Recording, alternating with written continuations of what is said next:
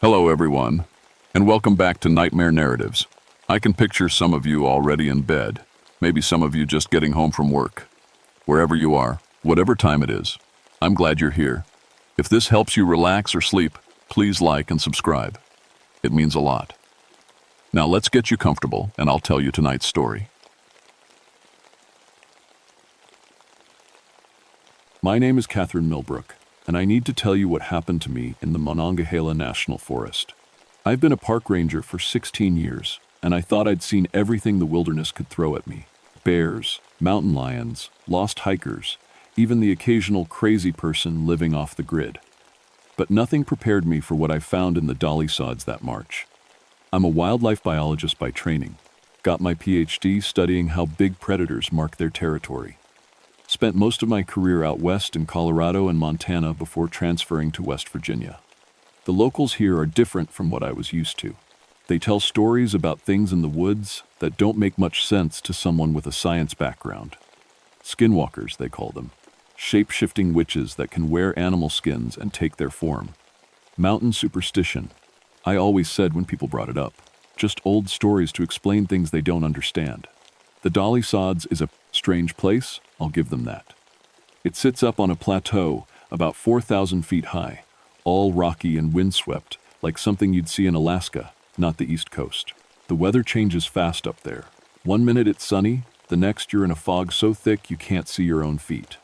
In March, with the spring thaw starting, it gets downright dangerous. Ice storms come out of nowhere, and the footing is terrible. I was up there doing research on black bear territories. We'd tagged several animals the year before, and were tracking their movement patterns. That's how I first noticed something was wrong. 3 of my research bears had gone missing, not dead, missing. Their radio collars were found hanging from tree branches, cut clean off with something sharp.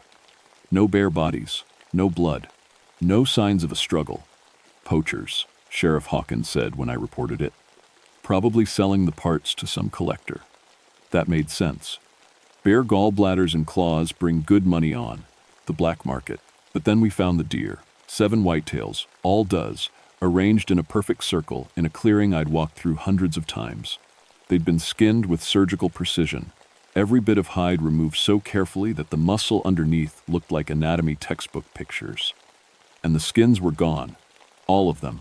I've seen what poachers do to animals. This wasn't that. This was something else entirely. The cuts were too clean, too perfect. Whatever tool made them didn't leave any marks on the muscle or bone underneath. I couldn't even find scratches where you'd expect to see them. It was like someone had peeled those deer the way you'd peel an orange, all in one piece. I took pictures, collected samples, called in the state police. They sent a detective who looked around for an hour and said it was probably some kind of cult activity. Satanists, maybe. Kids messing around with animal sacrifice. But kids don't have that kind of skill with a faith. Knife. The worst part was how quiet everything had become. Normally, the woods are full of sounds. Birds calling, squirrels chattering, insects buzzing. But in that clearing, and for about 100 yards around it, there was nothing. Dead silence. Like every living thing had packed up and left. My trail cameras caught something that night. At 3:17 a.m., a figure walked through the clearing where the deer had been. Human-shaped, but wrong somehow. The proportions didn't look right. Arms too long, legs that bent funny, and it was carrying something over its shoulder. Something that looked like a rolled-up carpet, but I knew it wasn't. The figure looked directly at the camera for a few seconds. The face was mostly hidden in shadow, but I could see enough to know it was smiling. That's when I decided to stay overnight in the woods. Pack my tent, sleeping bag, and radio equipment. Get some real evidence of what was happening up there. The sheriff thought I was crazy. Don't. Go up there alone, Kate, he said. Whatever's doing this, you don't want to meet it by yourself. But I'm a scientist. I believe in evidence and facts, not ghost stories. Besides, I had my service pistol, bear spray, and enough camping experience to handle myself in the wilderness. I was wrong about that. I set up camp about half a mile from the clearing where we'd found the deer. Far enough away to avoid spooking whatever was coming back there, close enough to hike over quickly if my motion sensors picked up movement. It was a cold night in March, with patches of snow still on the ground and ice forming on the puddles. Around midnight, my radio crackled to life. Kate? Kate, are you out there? I grabbed the handset. The voice sounded like Tom Morrison, another ranger who worked the southern section of the forest. But Tom was supposed to be home with his family that night. Tom? What are you doing on the radio this late? Static. Then, I'm lost, Kate. I'm up, near the Dolly Sods, and I can't find my way back to the trail. Can you help me? That didn't make sense. Tom knew these woods better than almost anyone. He'd been working here for 12 years. But people get turned around in the dark, especially with the fog rolling in. What's your position? I asked. I'm standing in a clearing. There are some dead deer here. God, Kate, what happened to these animals? My blood went cold. He was in the same clearing where we'd found the skinned does. But that clearing was miles from where Tom should have been working. Tom, stay where you are. I'm coming to get you. I packed my gear quickly and started hiking through the dark woods. The fog was getting thicker, and my flashlight beam only reached about 10 feet in front of me. Every step was treacherous. Rocks slick with ice, fallen logs hidden under snow, roots trying to trip me up. It took me 40 minutes to reach the clearing. When I got there, it was empty. Tom, where are you? No answer on the radio. No sign that anyone had been there recently. The deer carcasses were still arranged in their circle, but now they looked different somehow. Fresher. Like they'd been killed that night instead of 3 days ago. I called Tom's house from my satellite phone. His wife answered, groggy and confused. Kate, why are you calling so late? Tom's been asleep for hours. Can you check on him? Make sure he's actually there? She sighed but went to look. Came back a minute later. He's right here in bed, snoring like a freight train. What's this about? I didn't know what to tell her. Someone had used Tom's voice on the radio. Someone who knew about the deer, knew where they were, knew I was camping nearby. Someone who wanted to get me alone in that clearing. I spent the rest of the night in my tent, listening to the silence outside. Around dawn, I heard footsteps circling my campsite. Slow, deliberate steps that crunched through the ice and snow. But when I looked out, there was nothing there. The footprints were another story. Human tracks led up to my tent, close enough that whoever made them could have reached out and touched the fabric. But they weren't normal human prints. They were too long, too narrow, with what looked like claw marks at the tips of the toes. And halfway around my tent, they changed, became wolf prints. Big ones, bigger than any wolf that was supposed to live in West Virginia. Then they changed again. Bear tracks, then deer, then something I couldn't identify at all. I followed the trail for about 50 yards before it disappeared completely. Not faded away, just stopped, like whatever made the tracks had stepped off the face of the earth. That morning, I called the state police detective again. He listened to my story with the kind of patience people use when they think you're losing your mind. So someone used a radio to imitate your coworker's voice, then left fake tracks around your tent? They're not fake. I took pictures. He looked at the photos on my camera, studied them for a long time. These could be made with prosthetics, he said finally. Movie special effects stuff. There are people who make really realistic animal feet for costumes. Why would someone do that? To mess with your head, make you think something supernatural is happening. Classic psychological warfare. It sounded reasonable when he said it like that. Someone was playing games, trying to scare me away from investigating the poaching. Criminals do that sometimes when they feel threatened. Create fear and confusion to cover their tracks. But the detective's explanation didn't account for what happened next. 2 days later, a hiker named Jeff Brennan was found wandering along Route 219, about 10 miles from where I'd been camping. He was alive but couldn't speak, couldn't respond to questions, just stared straight ahead with his eyes, wide open, like he was seeing something horrible that nobody else could see. The hospital said he was in some kind of shock. No physical injuries, no sign of drug use, no medical reason for his condition. But he'd been missing for 3 days, and his hiking partner, guy named Michael Santos, was nowhere to be found. I went to see Jeff in the hospital, sat by his bed and talked to him, even though the doctors said he probably couldn't hear me. Jeff, I'm Catherine Millbrook. I'm a park ranger. I've been investigating some strange things in the woods. If you can understand me, if you know what happened to your friend, I need you to try to tell me. For the first time since they'd found him, Jeff's eyes moved. He looked directly at me, and his mouth opened like he was trying to speak. But no sound came out except a thin whistle of air. Then he grabbed my arm with both hands, squeezing so hard it hurt. "Not Mike," he whispered. "Not Mike." Those were the only words he spoke for 6 months. The next week, everything started falling apart. 3 more hikers went missing in the Dolly Sods area. The state brought in search and rescue teams, helicopters, even some volunteers with tracking dogs. They found camping gear scattered around the forest, some torn clothing caught on branches, but no people. Then the voices started. First, it was Tom's voice on the radio again, calling for help from different locations each night. But when I checked with his wife, Tom was always home, always accounted for.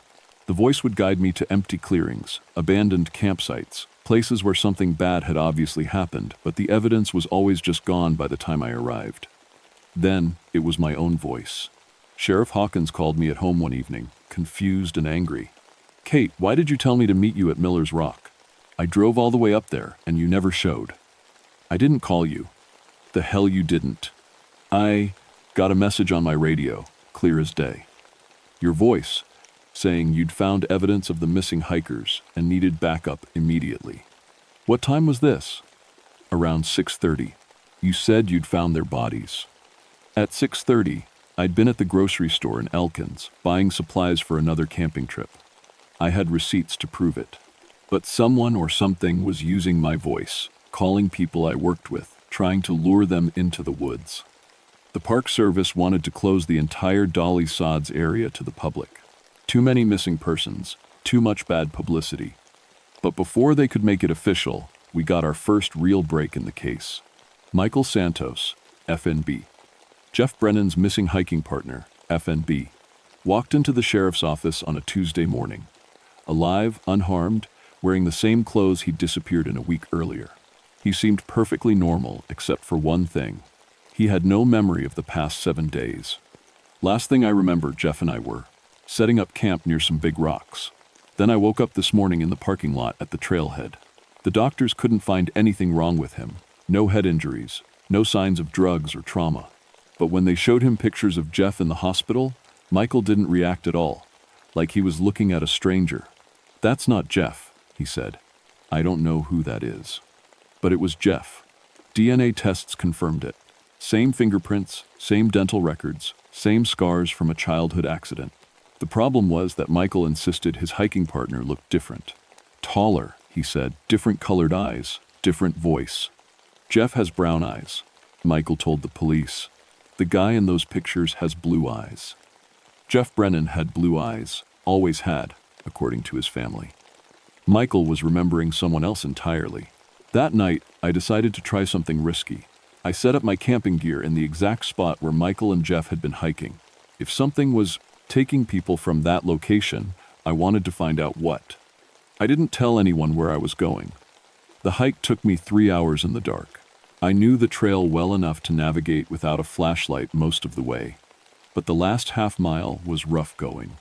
Rocky, steep terrain with loose gravel that shifted under every step. When I finally reached the campsite, I understood why Michael and Jeff had chosen it. Flat ground, protected from the wind, with a small stream nearby for water. I set up my tent quickly and settled in to wait. Around midnight, I started hearing movement in the trees. Footsteps that circled my campsite the same way they had before, but these were different, heavier, more deliberate. Then I heard voices. "Kate? Kate, where are you?" It was my supervisor, calling from somewhere in the dark woods. But Dave Murphy worked out of the main office in Elkins. He had no reason to be up here in the middle of the night. "Kate, we got your message about finding the missing hikers. Where exactly are you?"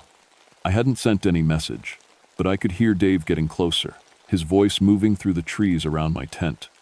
Other voices joined in, Tom Morrison, Sheriff Hawkins, even my sister Linda, who lived 300 miles away in Pittsburgh.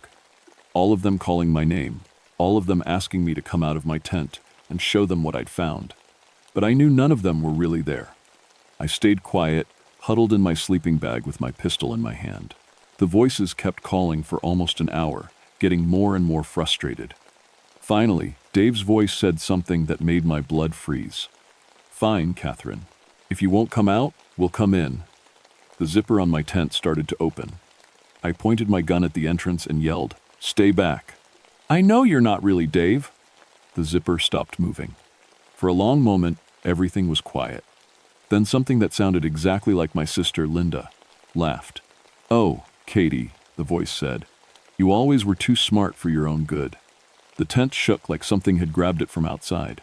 Then all the voices started talking at once, overlapping each other, getting louder and louder until it sounded like dozens of people were standing right outside my tent, all screaming my name. I fired 3 shots through the tent wall. The voices stopped immediately. Complete silence for about 10 seconds. Then something spoke in a voice I'd never heard before, deep and rough, like gravel being poured into a bucket. "I'm going to wear your skin, Catherine Millbrook. I'm going to walk around in your body and use your voice to call people into these woods. Just like I did with Michael Santos, just like I'm doing with all the others." "What are you?" I whispered. "I'm what your people used to call a skinwalker. But that's just a word. What I really am is someone who learned how to trade pieces of my soul for power. And the power I wanted most was to become anyone I choose." The tent wall bulged inward, like something was pressing against it with enormous strength. "I've been collecting skins for 40 years, Catherine. Animal skins, human skins. Each one lets me become that creature for a while. But human skins are special. They last longer. And they come with memories, voices, everything I need to convince people that I'm really them." "You're insane." "Am I?" "You've seen the evidence. The tracks that change from human to animal. The voices of people who are supposed to be somewhere else. The missing hikers who come back wrong, if they come back at all." The thing pressed harder against my tent. I could see the outline of what looked like a hand, but with fingers that were too long and joints that bent the wrong way. "I'm going to make you a deal, Catherine. Come out of that tent right now, and I'll make it quick. Keep hiding, and I'll take your skin piece by piece while you're still alive." I had never been so scared in my life. But I also knew that if I gave up, this thing would keep killing people. It would wear my face and use my voice to lure others into the woods. How many people had already died because of it? I thought about Jeff Brennan, sitting in that hospital bed, unable to speak about the horror he'd witnessed. About Michael Santos, who remembered hiking with someone who looked like his friend but wasn't. About all the missing people whose bodies we'd never found. "Go to hell," I said. The thing outside my tent made a sound like laughter, but wrong. Like it was trying to copy laughter without really understanding what it was supposed to sound like. "Hell? Catherine, I've been there. That's where I learned to do this." The attack came from all sides at once. Claws ripped through my tent in 3 different places. Long, thin arms reached through the holes, grabbing for me with hands that felt like they belonged to a corpse. I rolled to one side and kept firing my pistol, but the bullets didn't seem to slow it down much. Then the tent collapsed completely, and I saw what I was really fighting. It looked human from a distance, but up close you could see all the things that were wrong with it. The skin was too pale, like it had never seen sunlight. The arms and legs were stretched out, like someone had grabbed a normal person and pulled them until their proportions were all distorted. And it was wearing pieces of different animal pelts, wolf fur around its shoulders, bear hide across its chest, deer skin wrapped around its legs like crude pants. But the worst part was its face. It kept changing. One second it looked like Tom Morrison, the next it was Sheriff Hawkins, then my sister Linda. The features shifted and flowed like water, never staying the same for more than a few seconds. "Which one do you like best?" it asked, and its voice changed with each face. "I've been practicing your coworkers. I think I've got their expressions down pretty well." I scrambled backwards, trying to put some distance between us. But we were surrounded by thick woods, and in the dark, I couldn't see where I was going. I tripped over a fallen log and went down hard, my gun flying out of my hand and landing somewhere in the brush. The skinwalker approached slowly, like it was enjoying my fear. "You know what the hardest part is?" it said, now wearing Dave Murphy's face. "Learning how to act human, how to walk like you, talk like you, make the right facial expressions. It takes practice, lots and lots of practice." "How many people have you killed?" "Killed? Oh, Catherine, you don't understand. I don't kill them. I take their skins, yes, but they're still alive underneath. Somewhere, trapped in here with me. It tapped its chest with one too long finger. Every person whose skin I've worn is still conscious, still aware. They can see what I'm doing with their bodies, hear what I'm saying with their voices. They just can't control any of it. Imagine being a passenger in your own body for years and years, watching someone else live your life. The thing that looked like Dave Murphy smiled with Dave's face, but the expression was all wrong. Too wide, too hungry. Jeff Brennan saw me wearing his friend's skin. That's why he can't speak. His mind broke when he realized that Michael Santos had been dead for days, but something was still walking around in Michael's body, talking in Michael's voice. You're lying. Am I? Why do you think the real Michael has no memory of the past week? Because he wasn't conscious for it. I was wearing his skin, using his body to scout out new hunting grounds. The Michael Santos who came back is just an empty shell. All the important parts are in here, with me now. I was crawling backwards through the underbrush, feeling around for my gun. My hand closed around something metal, not my pistol, but one of the iron tent stakes I'd brought to secure my campsite. You want to know the really funny part? The skinwalker continued. I used to be human, just like you. Had a job, a family, a normal life. But I wanted more. I wanted power. So I made a deal. What kind of deal? The kind where you trade your humanity for the ability to become anyone you want. There are things in this world that will give you that power, Catherine. Ancient things that have been waiting in the dark places for thousands of years. All you have to do is give them your soul, piece by piece. The creature's face shifted again, and now it was wearing my own features. Looking at myself, but wrong, like a reflection in a funhouse mirror. This is what you'll look like when I'm wearing your skin, it said with my voice. This is the face I'll use to call your friends and family into the woods, one by one, until I have a whole collection. That's when I remembered something Tom Morrison had told me about the local folklore. The old stories didn't just describe skinwalkers. They also talked about how to fight them. Iron was supposed to hurt them, and if you could speak their true name, you could bind them. I gripped the tent stake tighter and thought about what I'd learned from the Seneca elder I'd interviewed for my research. She'd told me that skinwalkers had to hide their real names because names had power. But sometimes, if you listened carefully, you could hear echoes of who they used to be. What's your real name? I asked. The thing wearing my face laughed. Names are for humans. I gave up my name when I gave up my humanity. Bullshit. You used to be someone. You had a life before this. What was your name? For just a second, the creature's expression flickered, like I'd hit a nerve. It doesn't matter who I used to be. It matters to the people you've killed. It matters to their families. Tell me your name. My name is Catherine Millbrook, it said, grinning with my own face. My name is Tom Morrison. My name is Michael Santos. I am everyone and no one. But there was something else there. A shadow behind the stolen features. A hint of the person this thing used to be, buried under 40 years of wearing other people's skins. I closed my eyes and thought about everything I'd learned. The surgical precision of the skinning, the medical knowledge required to remove hide without damaging the muscle underneath.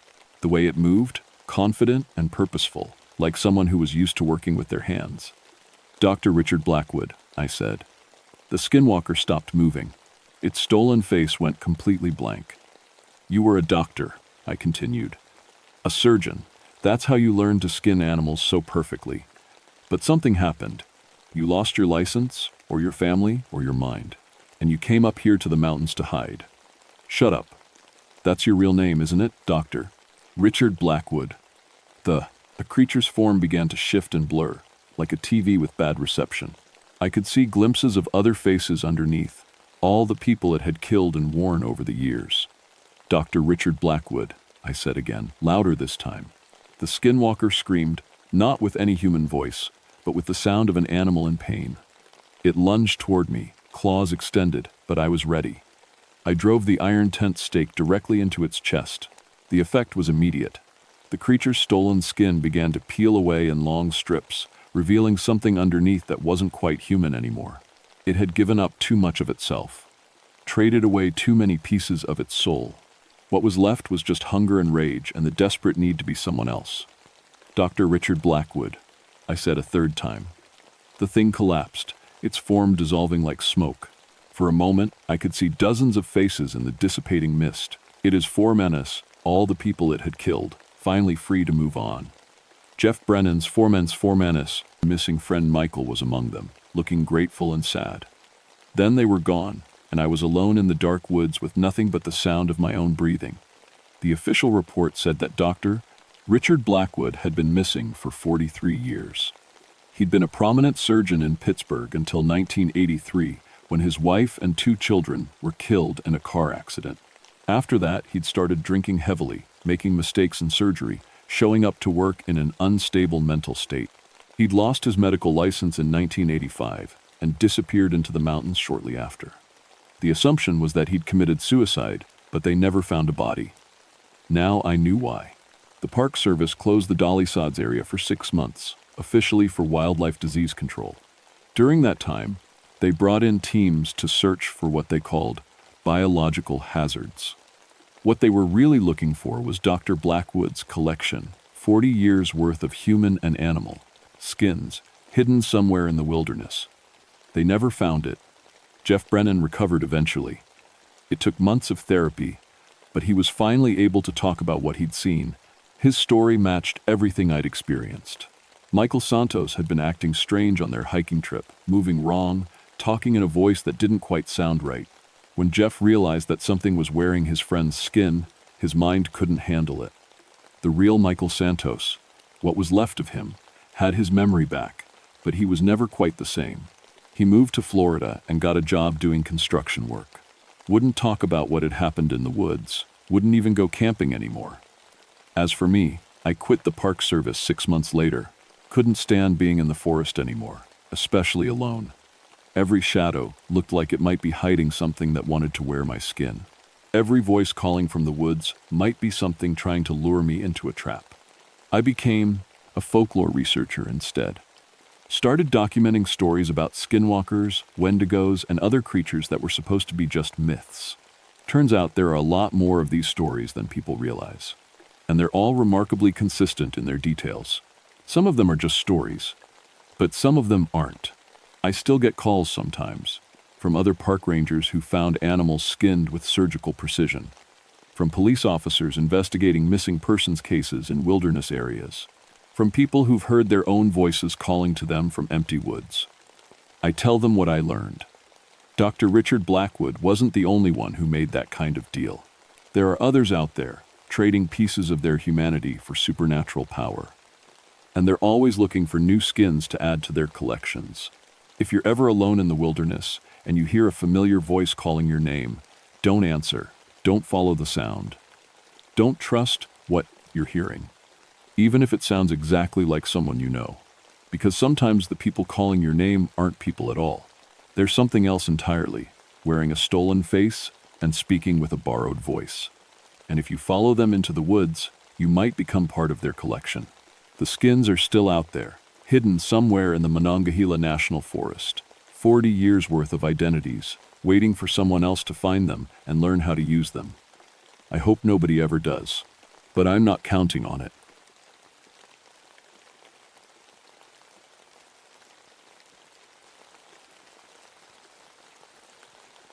My name is William Ravenshallow, and I've been a Fire Tower Ranger for 18 years.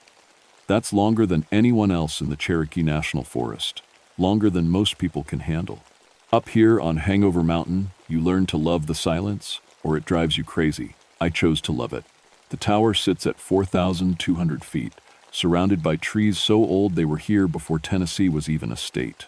Joyce Kilmer Memorial Forest spreads out below me like a green ocean, and on clear days, I can see 3 states from my windows. It's beautiful, it's peaceful, and for 18 years, it's been my home. People ask me how I can stand being alone up here. The truth is, I'm not really alone. I have my radio. During my time in Korea, I was a radio operator, and I learned that voices over static can feel more real than the people standing next to you. Every day at noon and 6, I check in with the ranger station 15 miles down the mountain. Betty Jo answers, tells me the weather report, asks if I've spotted any smoke. It's routine. It's comfortable. The fire tower itself is simple, a small cabin on stilts, 20 feet up, with windows on all sides. There's a bed, a stove, a table, and my radio equipment. Everything I need. Below, there's a storage shed and a small garden I keep in the summer. Water comes from a spring about 50 yards into the trees. It's not much, but it's mine. This was late autumn, 1959. The leaves had mostly fallen, leaving the forest floor covered in a thick carpet of brown and gold. Fog rolled in every evening, so dense you couldn't see the ground from the tower. The first snow was coming soon. I could smell it in the air. That clean, cold scent that means winter is close. I'd always been a practical man. Skeptical, Betty Jo called me. When other rangers talked about strange things happening in the forest, weird lights, odd sounds, feelings of being watched, I'd smile and explain it away. Atmospheric conditions, animals, overactive imaginations brought on by too much time alone. I had explanations for everything. That's why I wasn't worried when the new radio equipment arrived. The Forest Service had sent it up 3 weeks earlier, a brand new receiver with better range and clearer signal.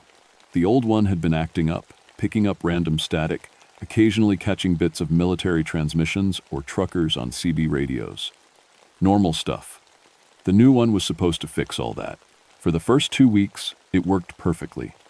Crystal clear communication with the ranger station. No interference at all. Then the voices started. It was small at first. Just odd little sounds in the background when I was doing my evening check-in, like someone whispering very far away. I'd adjust the frequency, clean the connections, check the antenna. Everything looked fine. I logged it as minor interference and forgot about it, but it happened again the next night. And the next. The whispers got a little clearer each time. Still too faint to make out words, but definitely voices. Multiple voices, overlapping, like hearing a conversation in another room. I checked the frequency bands carefully, nothing else broadcasting nearby. No truckers, no military, no ham radio operators. Just my channel and the ranger station. Probably bouncing signals from somewhere far off. I told Betty Jo during my check-in. Atmospheric conditions can do weird things. Whatever you say, William, she replied, her voice full of static. Just don't let it keep you up at night. I laughed it off. But that night, I found myself lying in bed, staring at the radio, waiting to hear the voices again. They came at midnight. I was half asleep when the static started, loud enough to wake me, crackling through the speaker like fire. I sat up, annoyed, ready to turn the damn thing off so I could get some rest. Then I heard my name. William. It was clear. Perfectly clear. A man's voice, deep and rough, speaking through the static like it belonged there. I was at the radio in 3 steps, my heart beating faster than it should. This is Hangover Tower. Please identify yourself and your call sign. Static. Just static. I waited, my hand on the dial, ready to write it off as my imagination. I was tired, isolated. Maybe Betty Jo was right to worry about me. William Ravenshollow. Both my names. My full name. Nobody used my full name except on official documents. Who is this? I demanded. How did you get this frequency? The static shifted, rose and fell like breathing. Then, just before I reached to turn it off, we've been waiting for you to listen. The signal cut out completely. Dead air. I sat there for 10 minutes, staring at the radio, but nothing else came through. I didn't sleep the rest of that night. The next morning, I convinced myself it was nothing. A prank, maybe. Some kid with a radio who'd gotten lucky and found my frequency. Or maybe I'd dreamed it. I'd been more tired than usual lately, and the isolation could play tricks on your mind. I'd seen it happen to other rangers. I went through my normal routine, checked the horizon for smoke, made my noon check-in, ate lunch, read a book, tried not to think about the voice, but I couldn't stop glancing at the radio. At 6 o'clock, I did my evening check-in. Betty Jo sounded concerned. You all right up there, William? You sound stressed. I'm fine, I lied. Just didn't sleep well. Want me to send someone up to keep you company? Jake's free this weekend. No, I'm good. Just a little under the weather. After we signed off, I sat at my table and stared out at the forest. The fog was rolling in early, turning the trees into gray shadows. The first snow would come any day now, and once it did, I'd be stuck up here until it melted enough for the supply truck to make it up the mountain road. I should have asked Betty Jo to send Jake. I made dinner, canned stew heated on the stove, and tried to read, but I couldn't focus. Every few minutes, I'd look at the radio, expecting it to crackle to life. At 11:45, I gave up and went to bed. But I didn't turn the radio off. I lay there in the dark, watching the dial glow softly in the corner. The wind picked up outside, making the tower creak and sway slightly. After 18 years, I was used to that sound. It was comforting, like being rocked to sleep. At exactly midnight, the static started. I was wide awake this time, sitting up before the first crackle faded. The static was different tonight, not random, but rhythmic, like a heartbeat. William, same voice, same tone, but closer somehow, more present. I grabbed my logbook and pen, determined to document this properly. Identify yourself. This is an official Forest Service channel. You're breaking federal law by using it. Federal law. The voice almost sounded amused. That's new? New? What do you mean new? The rules keep changing. Different flags, different laws. But the forest stays the same, and we stay the same. My hand was shaking as I wrote. Who are you? We? I wrote that down too, underlining it. How many of you are there? The static rose, and for just a moment I heard them dozens of voices, maybe hundreds, all whispering at once. Then they faded back to just one. Enough, the voice said. We are all who stayed, all who couldn't leave. I don't understand. You will? You're listening now. That's all we need. Listen, I said, trying to sound firm, professional.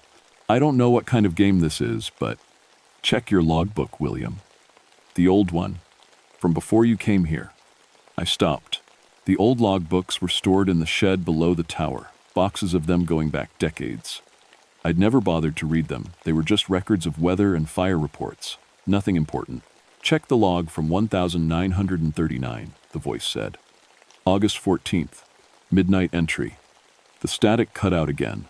I sat there, my pen hovering over the paper, my mind racing. This was crazy. Someone was messing with me, had to be.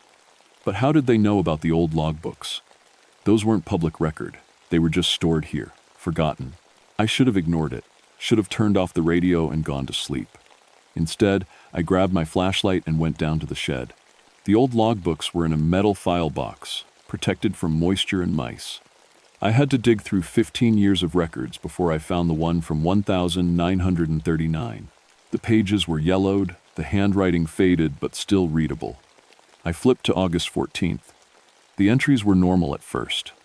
Weather reports, temperature readings, a note about a family of deer near the water spring. Then, at the bottom of the page, written in a shaky hand, very different from the rest, *midnight. The voices came, again. They know my name. They know what I did. I can't stop listening. God help me, I can't stop listening. *. My hands were shaking so hard I almost dropped the book. I flipped through the next few pages. The handwriting got worse, more frantic. The entries stopped making sense, random words, drawings of circles and symbols, the same phrases repeated over and over. *, they're waiting, they're always waiting. The tower is a beacon. They can hear me through the static. *. The last entry was September 3rd. *, I understand now. The tower calls to them. They've been here longer than the trees. I'm going to join them. It's the only way to make it stop. *. I knew this story. Every ranger in the district knew it. Thomas Weaver, the ranger before the one before me, he'd jumped from the tower in 1939. They'd found his body at the base, broken on the rocks. The official report said he'd gone crazy from isolation, started having hallucinations. They'd almost shut down the tower because of it, but they hadn't. They'd just sent a new ranger. I stumbled back up to the tower, the logbook clutched in my hand.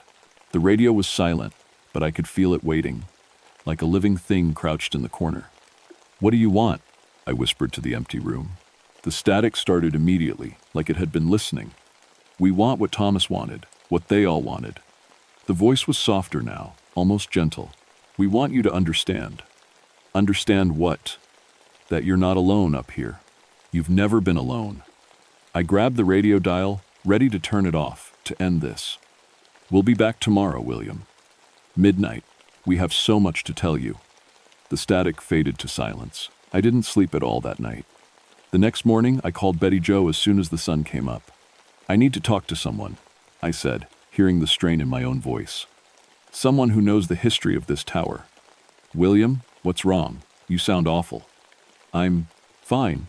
I need information. About Thomas Weaver. There was a long pause. Thomas Weaver? William, that was 20 years ago. Why are you asking about him? Just curious. Did you know him? No, that was before my time. But I've heard stories. He went crazy up there. Started claiming he heard voices, that the forest was haunted. Sad story. Did anyone ever investigate? Look into what he claimed? Investigate what? The man had a breakdown, William. It happens sometimes with the isolation. That's why we do regular check-ins now, why we rotate rangers more often. She paused. Are you having problems? Do you want to come down for a few days? I almost said yes. Almost told her everything, the voices, the logbook, the fear that was growing in my chest like ice. But I'd been doing this job for 18 years. I had a reputation as the steady one, the rational one. I couldn't let one weird radio transmission turn me into another cautionary tale. I'm fine, I said. Just got curious, reading through old records. Forget I asked. But I didn't forget. I spent that whole day going through every logbook in the shed, looking for patterns. And I found them. 1,891. A fire watcher named Samuel Bridger.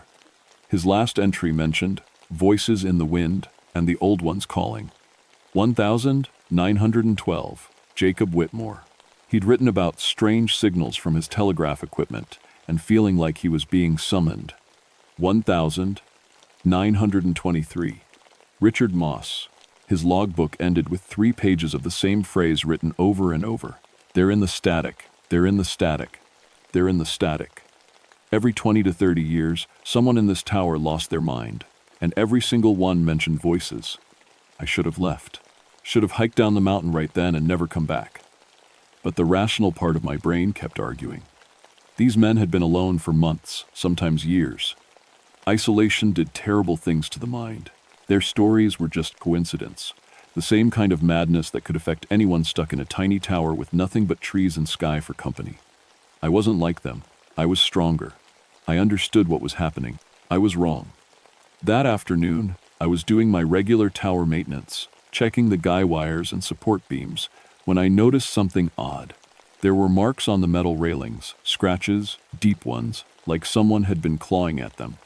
They hadn't been there yesterday. I was sure of that. I looked closer. The scratches formed patterns, not random, deliberate words. Asterisk. Listen. Asterisk. Asterisk. Stay. Asterisk. Understand times. My hands started shaking again.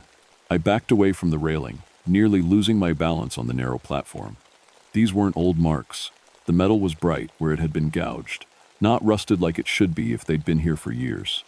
Someone or something had been on my tower last night while I was inside. I spent the rest of the day checking. Every inch of the tower and the area around it. No footprints. No signs of anyone climbing up.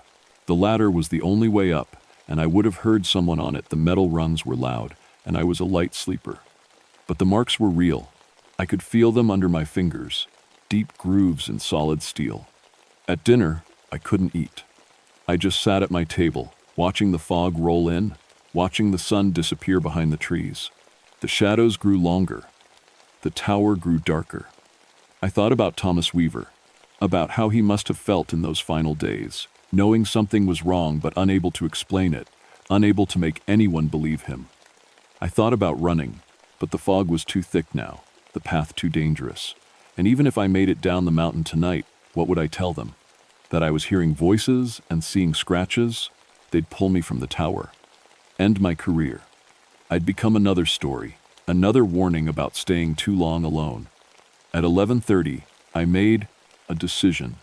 I turned off the radio. If I didn't listen, they couldn't talk to me. Simple as that.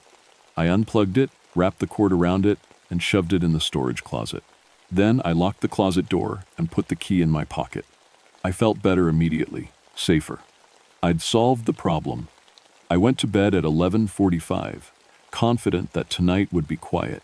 At midnight, the static started anyway. It was coming from the closet, loud enough to hear through the door, crackling and popping like the radio was on fire. But I'd unplugged it. I'd wrapped up the cord. There was no way it could be working. I stayed in bed, covers pulled up, telling myself it was impossible. Just my imagination, just the wind, just William. The voice was in the room with me, not from the closet, not from the radio, in the room, behind me. I couldn't move, every muscle in my body locked up, frozen with a fear I'd never felt before. Not in Korea, not in all my years in the forest. This was different, this was primal. We told you we'd be back. Slowly, so slowly, I turned my head. There was a shadow in the corner. Not a normal shadow, this one was too dark, too solid, like a piece of night that had been cut out and pasted into my room. And it was moving, breathing. You can't stop listening, William. The tower makes sure of that. It's why we built it here. You didn't build it, I whispered. The Forest Service. We were here first, long before your Forest Service, long before your people came with their maps and their laws. This place belongs to us. The tower is just a tool, a way to reach out to those who are alone enough to hear. The shadow moved closer. I could almost see a face in it, features shifting like smoke. Thomas understood. Eventually, they all do. What do you want from me? We want you to join us, to stay here forever, to become part of the static. I rolled out of bed, away from the shadow, and grabbed the flashlight from my table. When I turned it on, the shadow was gone. The corner was empty, but I could still hear the static from the closet, and now there was something else, a sound like footsteps on the tower platform outside. I ran to the window. There was nothing there, just fog and darkness. The railings were covered in new scratches, hundreds of them, covering every surface. Words I couldn't read, symbols that hurt to look at. And standing at the base of the tower, barely visible through the fog, were figures. Dozens of them. Shadow people like the one in my room, perfectly still, all facing up toward me, waiting. I didn't leave the tower for 3 days. The shadow people stayed at the base, never moving, never speaking, just watching. During the day, they faded a little, becoming harder to see. But at night, they were solid as stone, dark shapes against the fog. I missed my check-ins with Betty Jo. The radio in the closet never stopped, making noise, static, and voices and sounds that might have been music or might have been screaming. I couldn't tell anymore. I stuffed blankets around the door, but it didn't help. The sound got into my head, became part of my thoughts. I tried to understand what they wanted. Why here? Why me? On the third night, I found the answer in the oldest logbook, from 1873, before the tower existed, before the Forest Service, when this was just wilderness and the Cherokee still had some claim to this land. A missionary named Elias Crane had written about this place. He'd come to convert the Cherokee, but they'd warned him about Hangover Mountain. They called it the Thin Place, where the barrier between the world of the living and the world of the dead was like tissue paper. They said the spirits of those who died alone would gather here, trapped between worlds, hungry for human contact. Crane hadn't listened. He'd built a small cabin on this exact spot, planning to use it as a mission. He'd lasted 3 months before he went mad, claiming the dead were calling to him, trying to pull him through to their side. The Cherokee had burned the cabin and forbidden anyone from building here again. But white settlers didn't listen to Indian warnings. Someone built a lookout post in 1891, then a fire tower in 1923. Each structure made the thin place thinner, made it easier for the dead to reach through. And each structure needed a lonely person to operate it, someone isolated, someone who would listen. The tower wasn't built here by accident. It was built here because this spot called to certain people, drew them in. The Forest Service thought they were just hiring rangers, but the thin place was choosing its victims. I understood now why Thomas jumped, why they all eventually went mad or died. The longer you stayed, the stronger the connection became. The voices got clearer. The shadows got more real, until you couldn't tell the difference between the living world and the dead one, until you stopped wanting to. On the 4th night, at midnight, I finally answered them. What do you want me to do? The static resolved into that familiar voice, but clearer now, almost human. Step outside, William. Join us. Become part of the static, part of the thin place. You'll never be alone again. You'll never feel isolated or forgotten. You'll be with all of us, forever. And if I refuse? You can't, not anymore. You've listened too long, you've opened yourself to us. The tower has you now. I looked at the closet door. The radio inside was glowing, bright enough to see light around the edges. Not the normal orange of vacuum tubes. This was blue-white, cold as starlight. Thomas tried to resist. The voice continued. So did Richard. So did Samuel. It only made the ending harder. There has to be another way. There is no other way. The thin place is part of you now. You can feel it, can't you? The pull toward the edge. The desire to step off and fall forever. It was true. Every time I looked at the windows, every time I stepped onto the platform, part of me wanted to climb over the railing, wanted to join the shadows below. The feeling was getting stronger every hour. Why do you need me? Why not just take me? Because you have to choose. That's how the thin place works. We can call, but you have to answer. We can pull, but you have to step forward. I looked around my small tower room. 18 years I'd lived here. 18 years of solitude and peace. I'd thought I was strong enough to handle it. Thought I was different from the others. But I wasn't. I was just another lonely man in a tower, another victim waiting to happen. No, I said. The static rose to a roar. The shadows outside surged forward, pressing against the tower legs, making the whole structure shake. You don't have a choice, William. Yes, I do. I ran to the storage closet and yanked it open. The radio was burning with that cold light, the dial spinning on its own, the speaker screaming with 1,000 voices all talking at once. I grabbed it. It was freezing. So cold it burned my hands and threw it out the window. It fell in slow motion, tumbling through the air. The blue light tracing spirals in the fog. The shadows reached for it, dozens of hands made of darkness stretching up. When it hit the ground, the light exploded. The blast knocked me backward, slamming me against the wall. Every window in the tower shattered. The metal railings screamed like living things, and the voices, finally went silent. I lay on the floor, bleeding from a dozen cuts, my ears ringing. Slowly, carefully, I pulled myself to the broken window and looked down. The shadows were gone. The fog was just fog. The forest was just forest. But at the base of the tower, glowing faintly in the darkness, were dozens of figures.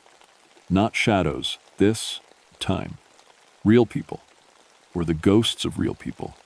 I recognized Thomas Weaver from an old photograph. There was Samuel Bridger, Jacob Whitmore, Richard Moss, all the rangers who had died here, all the people who had jumped or gone mad or simply vanished. They were looking up at me, and they were smiling. One by one they began to fade. Not disappearing, but moving on, like they'd been waiting for something. For someone to break the tower's hold. For someone to finally refuse the call. As the last one vanished, I heard a voice. Not from the radio this time, from inside my own head. Thank you. Then silence, real silence. For the first time in days, they found me 2 days later. Betty Jo had gotten worried when I missed 5 check-ins in a row. She'd sent Jake and 2 other rangers up the mountain.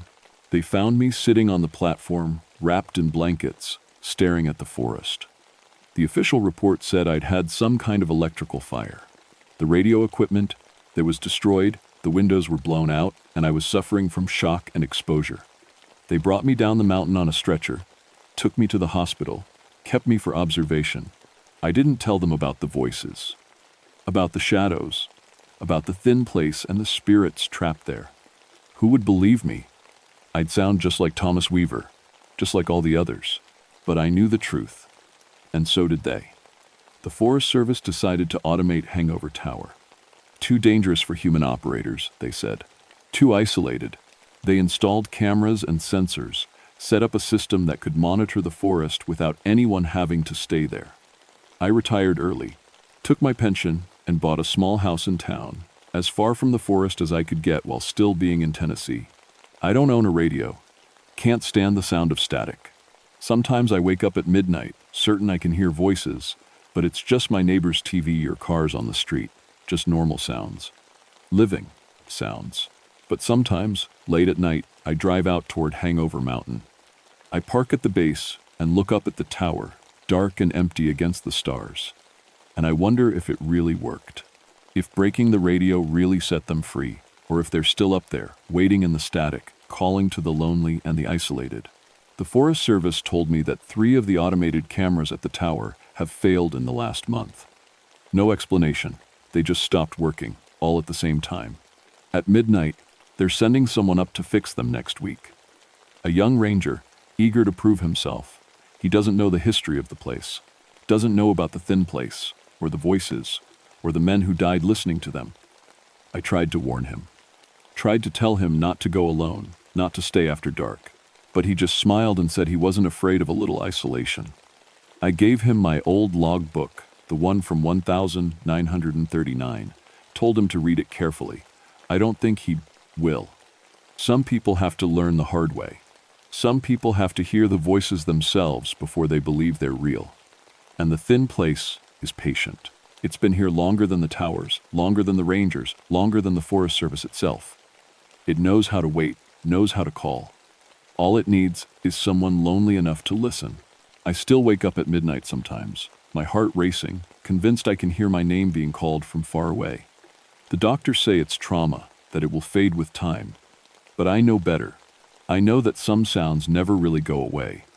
They just wait in the static, between the silence, ready to call again when conditions are right. When someone is alone enough, isolated enough, ready enough to answer. The thin place is still there. It's always been there, and it always will be. All it needs is someone to listen.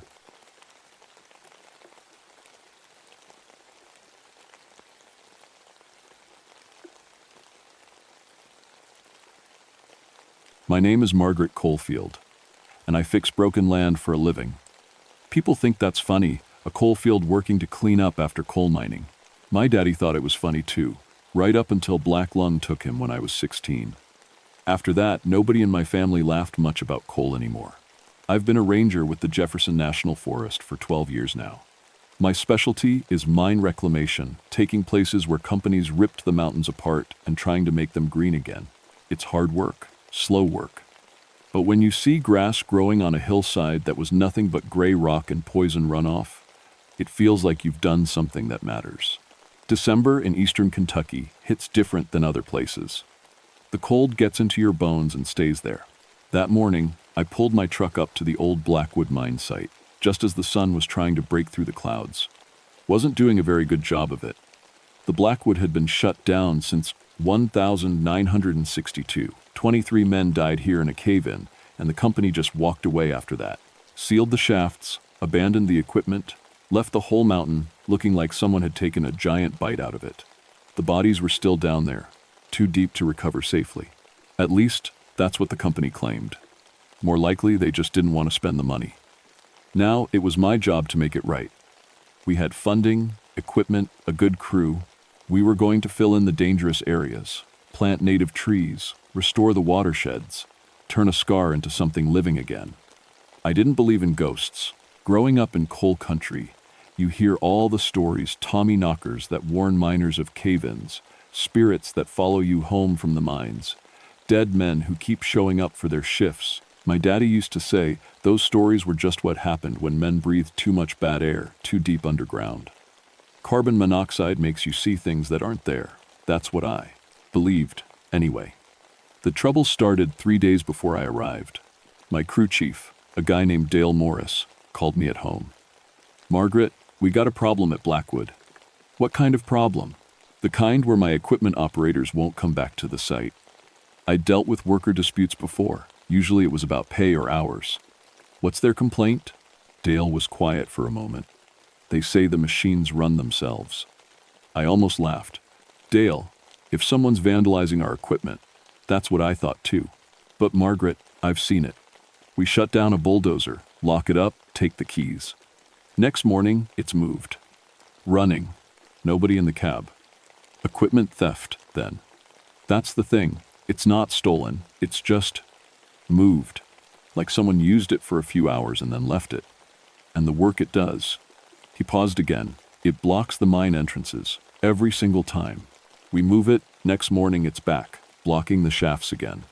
I told him I'd be there first thing Monday morning. Probably just some locals who didn't want us messing with the site. Some people get weird about old mines, especially ones where men died. When I pulled up that Monday, Dale was waiting by his truck. He looked like he hadn't slept in days. "Show me," I said. We walked past our equipment staging area. Everything looked normal. Then Dale pointed to a bulldozer about 50 yards away. It was parked directly in front of a sealed mine entrance, blade down, like it was standing guard. "We parked that over there yesterday." Dale pointed back toward the staging area. "Locked cab. Took the keys. This morning, there it is." I walked over and checked the bulldozer myself. No signs of forced entry on the cab. No fresh tracks to show how it got there. The ground was frozen solid. I looked at the mine entrance behind it. The old concrete seal was intact, covered in decades of grime and moss. "You checked the seal? It's solid. Nobody's been in or out." I studied the bulldozer's position.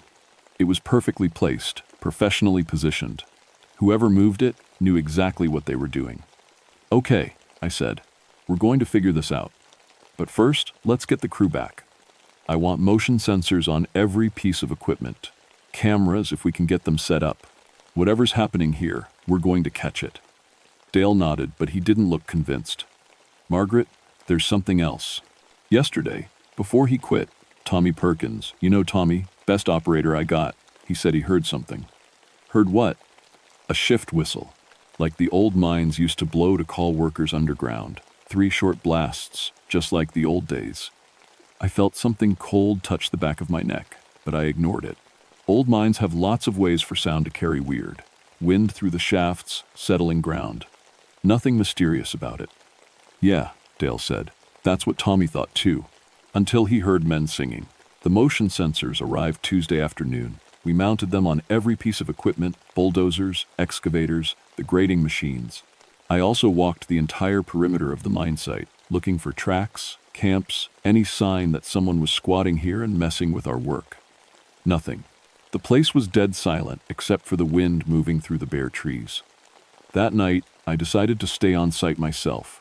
Dale tried to talk me out of it, but I had a job to do and I wasn't about to let vandals or pranksters shut us down. I parked my truck where I could see most of the equipment and settled in with a thermos of coffee and a good flashlight. Around midnight, I heard it. 3 short whistle blasts echoing across the hillside. Sharp and clear, unmistakable. The same pattern Dale had mentioned, the old call to start a shift. I grabbed my flashlight and got out of the truck. The sound had come from the main shaft, the one the bulldozer kept blocking. I walked toward it slowly, listening. Silence now. Just the wind and the creak of frozen branches. Then I heard voices. Faint, distant, but definitely voices. Men talking in low tones, the way workers do when they're focused on a job. I couldn't make out words, but the rhythm of it was clear instructions, responses, the casual back and forth of people who work together every day. The sounds were coming from behind the sealed mine entrance. I put my hand on the concrete seal. It was cold, rough, solid, definitely intact. But behind it, the voices continued. I pressed my ear against the concrete. They were singing now. An old song, something I half remembered from my daddy's time. A mining song, the kind men sang to keep rhythm while they worked. Asterisk down in the darkness, down in the deep. Asterisk, asterisk, dig for the coal boys, dig while we keep. Asterisk, asterisk, time with the mountain, time with the stone. Asterisk, asterisk, dig till the shift ends. Dig till we're home. Asterisk. My flashlight flickered. Once, twice, then steady. Again. The singing stopped. I stood there in the dark, my breath making clouds in the frozen air, and I felt something I hadn't felt since I was a little girl waking up from nightmares. Pure, simple fear. A sound behind me made me spin around. One of the bulldozers had started. Engine running, lights on, no one in the cab. I ran back to my truck and grabbed the radio. "Dale? Dale? You there?" Static, then his groggy voice. "Margaret, what time is it? I need you here, now. And bring the master keys for all the equipment." 20 minutes later, Dale pulled up. We approached the running bulldozer together. The cab door was locked. Through the window, I could see the key wasn't even in the ignition. "How is it running?" Dale whispered. We both knew that was impossible. These weren't new machines. You couldn't start them without keys. You couldn't override the ignition without tools and time. The bulldozer's engine rumbled steadily. The lights stayed on, pointing at the sealed mine entrance. Then as we watched, the blade began to lower. Nobody in the cab. Nobody touching the controls. The blade scraped against the frozen ground with a metallic shriek, then stopped, positioned perfectly to block the entrance. The engine shut off. The lights went dark.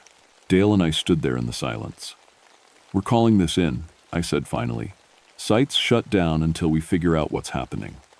The next morning, I got a call from Jim Hendricks, a retired miner who'd worked Blackwood back in the 50s. He'd heard through the local grapevine that we were having trouble at the site. "You need to leave that place alone," he told me. "Mr. Hendricks, we have a federal mandate to reclaim this site. It's a safety hazard and an environmental. I know what it is. I also know what happened there in '62. Those men didn't want that mine closed. They had families to feed, bills to pay. When the company tried to shut it down for safety violations, the men kept working anyway, told the company they'd rather die than lose their jobs." I felt cold again. The cave-in wasn't no accident. Company set charges to collapse the shafts permanently. Men were inside, refusing to come out. Company knew it, did it anyway. That's murder. That's business. They paid off the families, sealed the records. But the men down there, they never accepted it. Jim Haskins, Tom Mallory, Bobby Crane, I worked with those boys. They believed in their work, believed a man's job was sacred. And now you want to come in and erase the mine completely? Plant trees over their grave like they never existed? We're trying to heal the land. You're trying to forget. There's a difference. Jim's voice went quiet. Those men are still working, Margaret. They'll keep working until someone remembers they mattered. Until someone says their names. He hung up before I could respond. I sat in my truck, looking at the term, sealed mine entrance. The bulldozer was parked in front of it again. We'd moved it back to the staging area before dawn. And now here it was, standing guard. 3 more pieces of equipment had started themselves during the night. The motion sensors had gone off 14 times. Every single activation showed the machines moving themselves to block the 3 main shaft entrances. And on the seat of each machine, when we unlocked them, we found something that made my hands shake. Lunch pails. Old-style metal ones, painted black, with names scratched into the sides. Jim Haskins, Tom Mallory, Bobby Crane, all the others from Jim Hendricks's list. The pails were full of fresh food. Sandwiches, apples, thermoses still warm with coffee. I called in sick for the rest of that week. I didn't tell anyone I was lying. I spent those days in the county records office and the local library, digging through old newspapers and mining company documents. The truth was worse than Jim Hendricks had told me. The Blackwood mine had been one of the most productive in the region.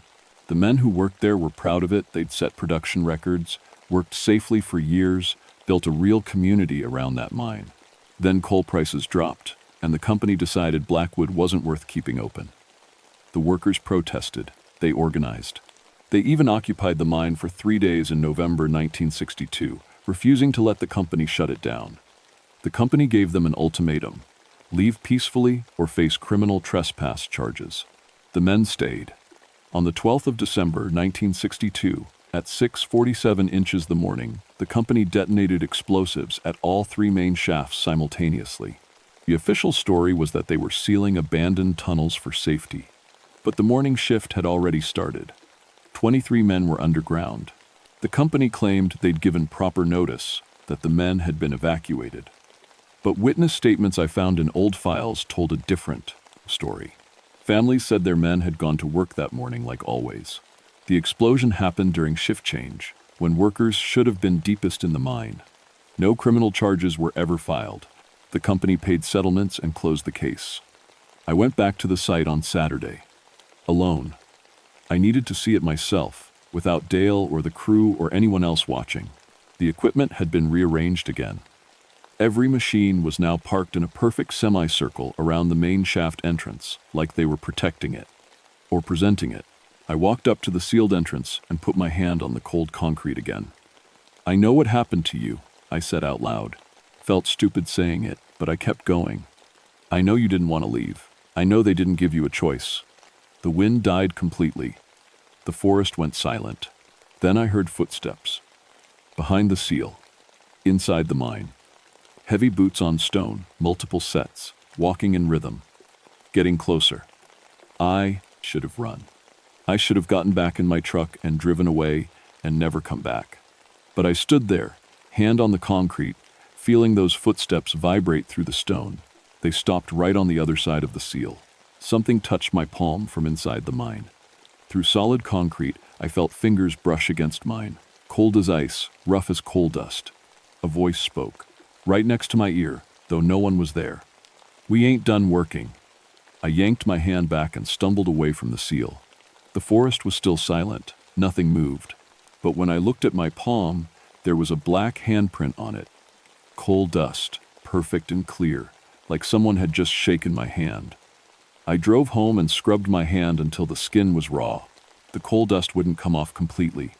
A gray shadow remained, like a stain that went deeper than skin.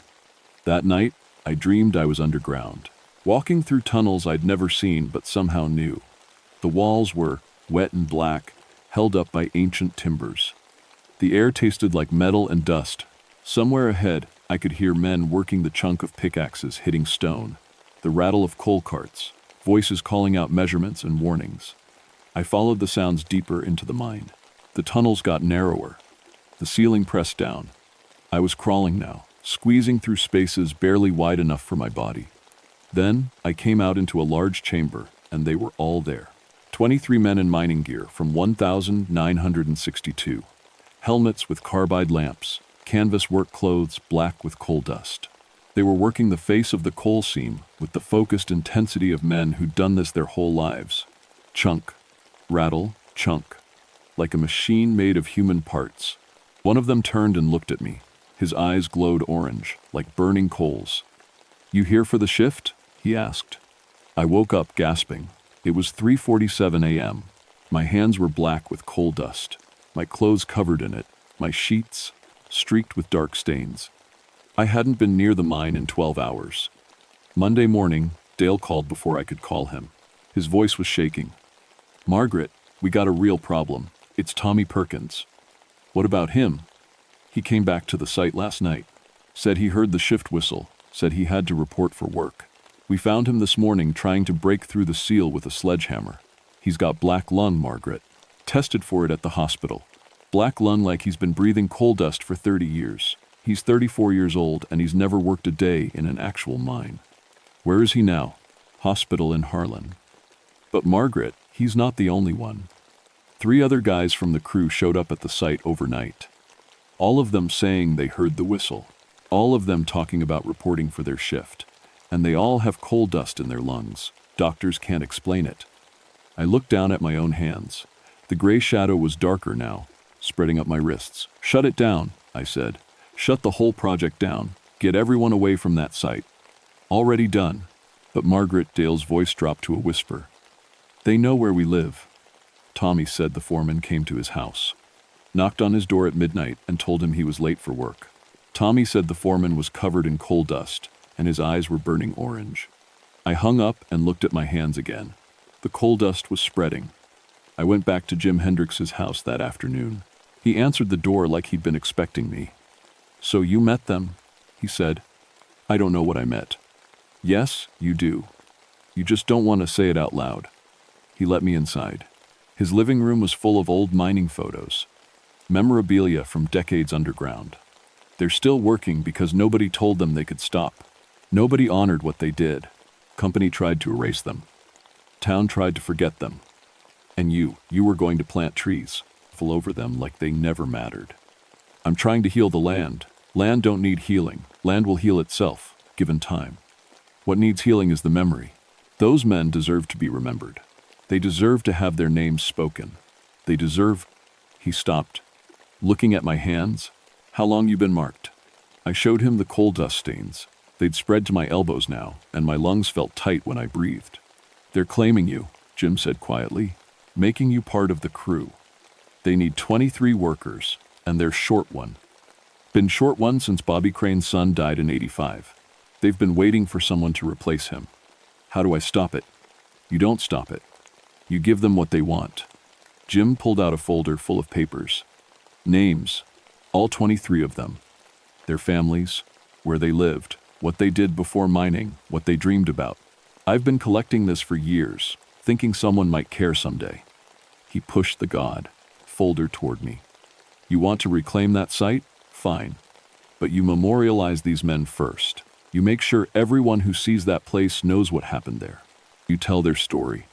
And if I don't, then you'll be number 23. You'll spend forever underground with them, working a shift that never ends. I took the folder. That night, I couldn't sleep. The coal dust had spread to my shoulders. My lungs rattled when I breathed. I could taste metal and stone at the back of my throat. At midnight, I heard the shift whistle outside my window. 3 short blasts. I looked out and saw them standing in my yard. 22 miners in old-style gear, their eyes glowing orange in the darkness.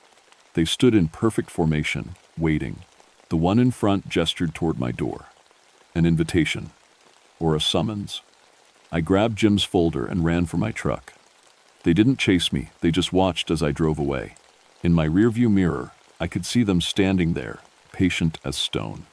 I drove straight to the mine site. Dawn was breaking as I pulled up. The equipment was all gone, now moved during the night to God knows where. Only the 3 sealed entrances remained, with the 22 miners standing in front of the main shaft. I got out of the truck with the folder. I know your names, I said. My voice was rough, my lungs burning. Jim Haskins, Tom Mallory, Bobby Crane. I went through all 23 names, reading them from Jim's papers. I know what you did. I know what they did to you. I know you never wanted to leave. The miners stood silent. I'm not going to erase you, I continued. I'm going to make sure everyone remembers. This site will become a memorial. Every name will be on a plaque. Every family will be honored. The mine stays sealed, but the memory stays open. People will know what happened here. They'll know you mattered. The orange glow in their eyes flickered. But you have to let me go. You have to. Let my crew go. You have to stop trying to make us join you underground. I held up my marked hands. I'll tell your story, I promise. But I can't do that if I'm dead. For a long moment, nothing happened. The miners just stood there, faces hidden in shadow, eyes burning. Then the one in front, Jim Haskins, I knew somehow nodded once. He turned and walked through the sealed entrance. Through solid concrete, like it wasn't even there. The others followed, one by one, until all 22 had disappeared back into the mountain.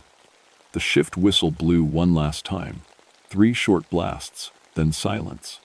I looked down at my hands. The coal dust was fading, my lungs opened up, and I could breathe clean air again. The sun came up over the scarred hillside, and for the first time since I'd arrived at Blackwood, it felt like the land was breathing too. It took me 3 months to get the memorial approved. The Forest Service didn't want to do it at first. They wanted to proceed with the original reclamation plan. But I had Jim Hendrix's research, witness statements from the families, and evidence that the company had known men were underground when they set those charges. The story hit regional news, then national news. Suddenly, everyone wanted to talk about the Blackwood tragedy, about corporate negligence, about the workers who died trying to keep their jobs. We redesigned the site completely. No more filling in the shafts or planting over everything. Instead, we created a memorial park. 3 monuments, one at each sealed entrance, listing all 23 names, plaques telling their stories.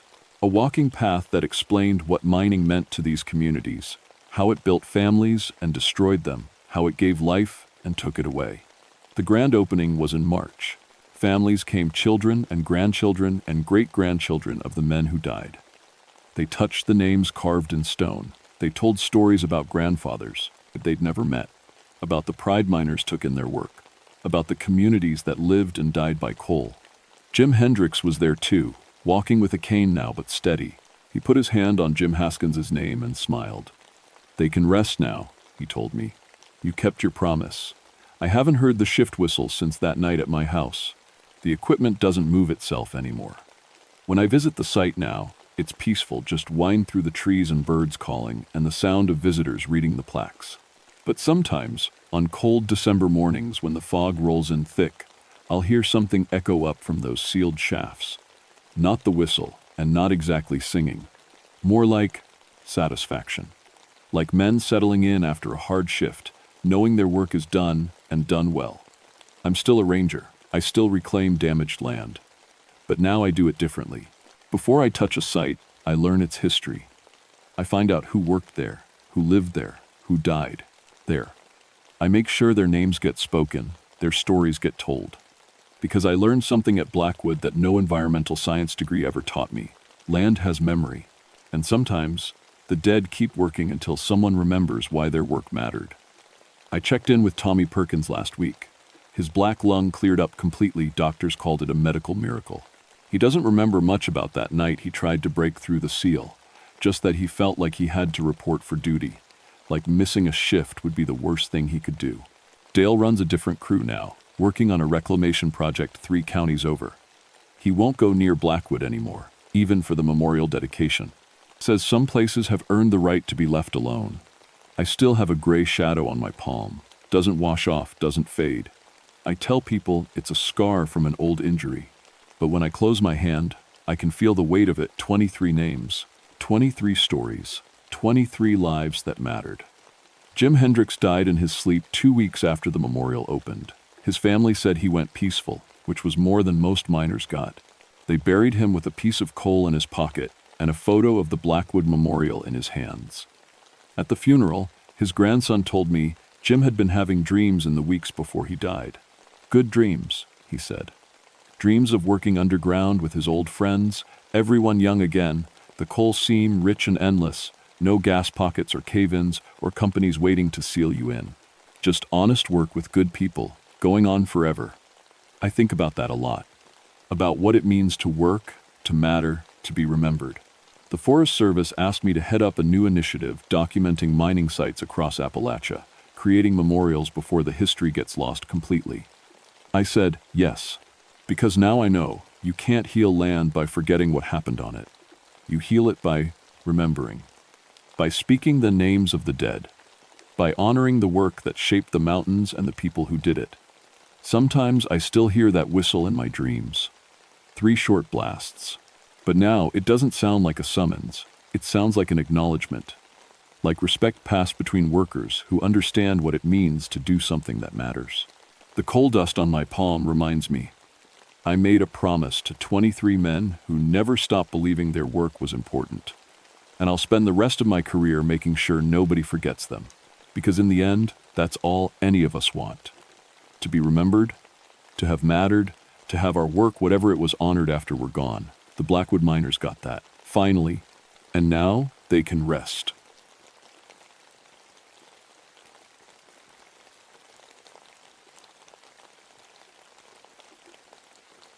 My name is Samuel Moonridge, and I've been a ranger at George Washington National Forest for 14 years. People think my job is all hiking trails and campfire safety talks, but most of my work happens after dark. I specialize in night patrol and run stargazing programs for visitors. At 40 years old, I know these mountains like the back of my hand, especially the Massanutten Mountain section where I work. The name Moonridge isn't a coincidence. My grandfather was an amateur astronomer, and he passed that love down to me. Every clear night, I set up telescopes for campers who want to see the stars away from city lights. Kids love it when I show them Saturn's rings or the craters on the moon. Adults get quiet and thoughtful, staring up at the endless darkness. October 1971 was shaping up to be perfect for stargazing. The harvest moon was coming, and we'd had unusually clear nights. Early frost had killed off most of the bugs, so people could stand outside without getting eaten alive by mosquitoes. The mountain ridge where I worked was only accessible by Jeep Trail, which kept the crowds down and the light pollution low. I'd heard the stories, of course. Every ranger in these parts knows about the old German settlers who talked about moon madness back in the 1700s. Local families still whisper about werewolf legends around campfires. But after 14 years of night patrol, I can tell you that every werewolf sighting I've investigated turned out to be rabid animals observed under poor lighting conditions. Fear and darkness make people see things that aren't there. That's what I told the family who came to my station on October 15th. The Hendersons had been camping near the ridge with their 2 teenage kids. Mrs. Henderson was shaking when she spoke. "Ranger Moonridge, We saw something impossible last night during your telescope program. I poured her coffee and sat down across from her. Tell me what happened. We were looking at the moon through that big telescope you set up. Beautiful night, just like you said. Then Jimmy, my youngest, he pointed toward the tree line and said, "Mom, why is that wolf walking like a person?" Mr. Henderson took over. At first we thought he was seeing things. Kids have big imaginations. But then we all looked, and there it was. Walking upright on two legs, but definitely a wolf. Had to be 7 feet tall. I'd heard this before. Bears can walk upright when they're curious or injured. In moonlight, they can look pretty strange. This wasn't a bear, Mrs. Henderson said firmly. It looked right at us. The eyes, they were yellow, but they looked smart, like it was thinking. Their son, Jimmy, maybe 14 years old, hadn't said a word. He was pale and kept glancing toward the windows. Did it make any noise? I asked. That's the strangest part, Mr. Henderson said. When we first spotted it, Jimmy called out, "Look!" And the thing stopped. Turned head toward us like it understood. I made notes on my incident report. I'll check the area this evening, probably a black bear looking for food before winter. They get bold this time of year. But Jimmy finally spoke up. It wasn't a bear, sir. It had hands. I saw them in the moonlight. After the family left, I sat in my office staring at the report. In 14 years, I dealt with confused bears, escaped hunting dogs, and one memorable incident with a circus that lost a llama. But the Hendersons seemed genuinely shaken, and they weren't the type to make things up. I decided to investigate that evening. The harvest moon was still 2 weeks away, but it was bright enough to see clearly without flashlights. I loaded my Jeep with night vision equipment and drove up the mountain trail. The ridge was peaceful. Cool air carried the smell of pine and dying leaves. I set up near where the family had been camping and scanned the tree line with binoculars. Nothing moved, except branches in the breeze. I was about to pack up when I heard it, a long, mournful howl from somewhere deeper in the forest. Not unusual by itself. We had wolves in these mountains, though they usually stayed away from camping areas. But this howl sounded different, longer, almost like it was trying to say something. Then another howl answered from the opposite direction, and another from my left. Within minutes, the entire forest echoed with wolf calls, all centered around my position on the ridge. I'd never heard anything like it. Wolves don't usually howl in groups unless they're hunting or gathering the pack, and they definitely don't surround a single person. The howling stopped as suddenly as it started. The silence that followed felt heavy, like the forest was holding its breath. I packed my equipment quickly and drove back down the mountain, but I couldn't shake the feeling that something had been watching me from the darkness. That night, I called my friend Dave Martinez, a veterinarian who worked with the state wildlife department. "Have you noticed anything strange about wolf behavior lately?" "Funny you should ask," Dave said. "Got 3 reports this week of wolves acting weird. Farmers saying they're more aggressive, but also more organized." "Why?" I told him about the Hendersons and the howling circle. "Might be rabies," he said. "Makes animals unpredictable. Or could be a new alpha establishing territory. I'll come up tomorrow and we can look around together." I agreed. But as I hung up the phone, I couldn't stop thinking about what Jimmy Henderson had said. The thing had hands, and it understood when he called out. Whatever was happening in my forest, I had a feeling it was just getting started. Dave arrived early the next morning with tracking equipment and sample kits. He was a good man to have along. 20 years of veterinary work had taught him to read animal signs like a book. If something was wrong with the local wildlife, he'd figure it out. We drove up to the ridge where the Henderson family had camped. In daylight, the area looked normal: pine trees, scattered boulders, and a small clearing perfect for stargazing. But it didn't take long to find the first sign that something was off. "Sam, come look at this." Dave was crouched near the tree line, examining the ground. I walked over and saw what had caught his attention: wolf tracks. But unlike any I'd seen before, they started normal enough, showing the classic pad and claw marks of a large wolf. But about 10 feet into the tree line, something changed. "These tracks show a progression," Dave said, pointing with a stick. 4 legs here. But look at this." The tracks shifted. Instead of 4 paw prints, there were only 2, and they were deeper, as if whatever made them was walking upright and heavier than a normal wolf. Injured animal? I suggested. Maybe favoring one leg? Dave shook his head. And the injured wolf would show uneven depth or drag marks. These are clean bipedal prints. And look at this. He pointed to a clear print in a patch of soft earth. At the end of what should have been a normal wolf paw, there were marks that looked almost like fingers. Could be mud distortion, I said, but even as I said it, I didn't believe it. We followed the tracks deeper into the forest. They led us in a rough circle around the camping area, like whatever made them had been patrolling. About a quarter mile in, we found something that made us both stop cold. 3 deer carcasses, arranged in a triangle about 20 feet apart.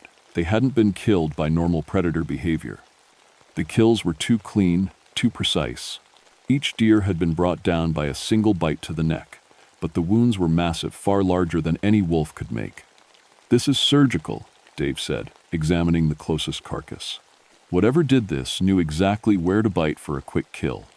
And they look at the consumption pattern. Only specific parts of each deer had been eaten, the heart and liver.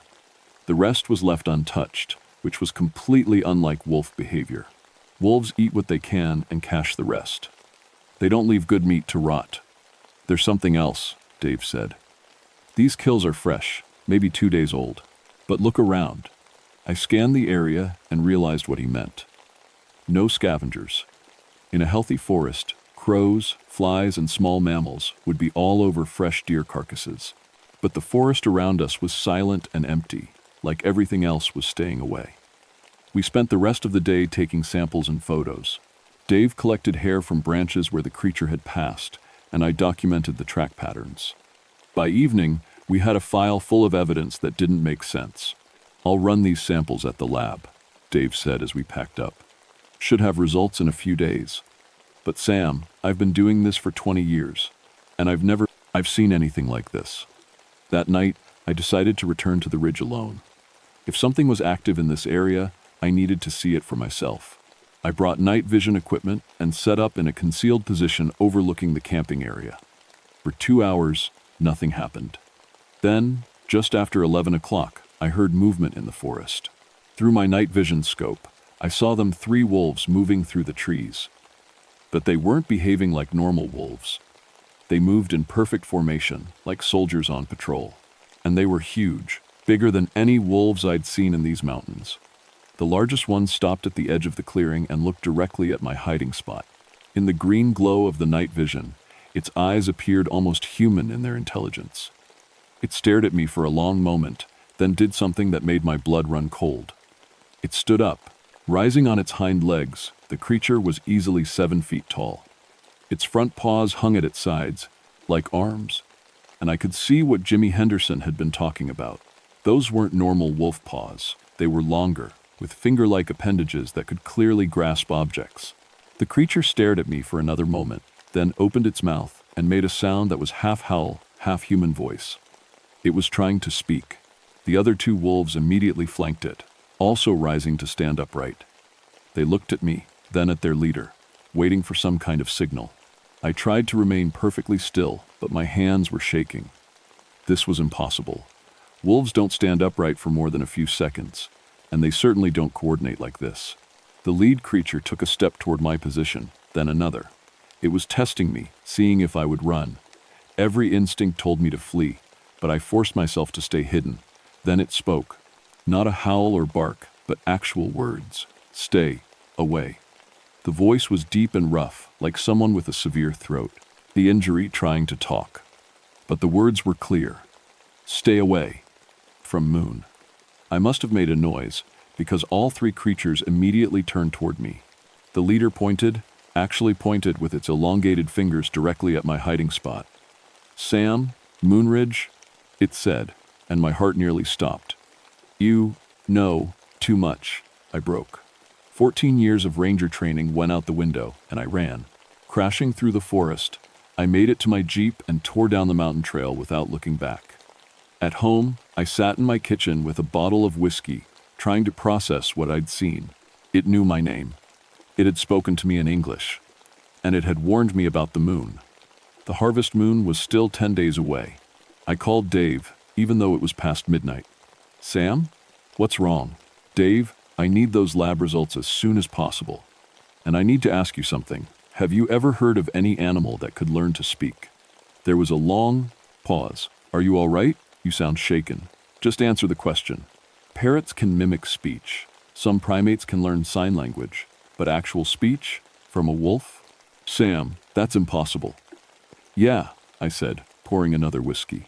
That's what I was afraid of. After I hung up, I sat in the dark and tried to think rationally. Stress hallucination. That had to be it.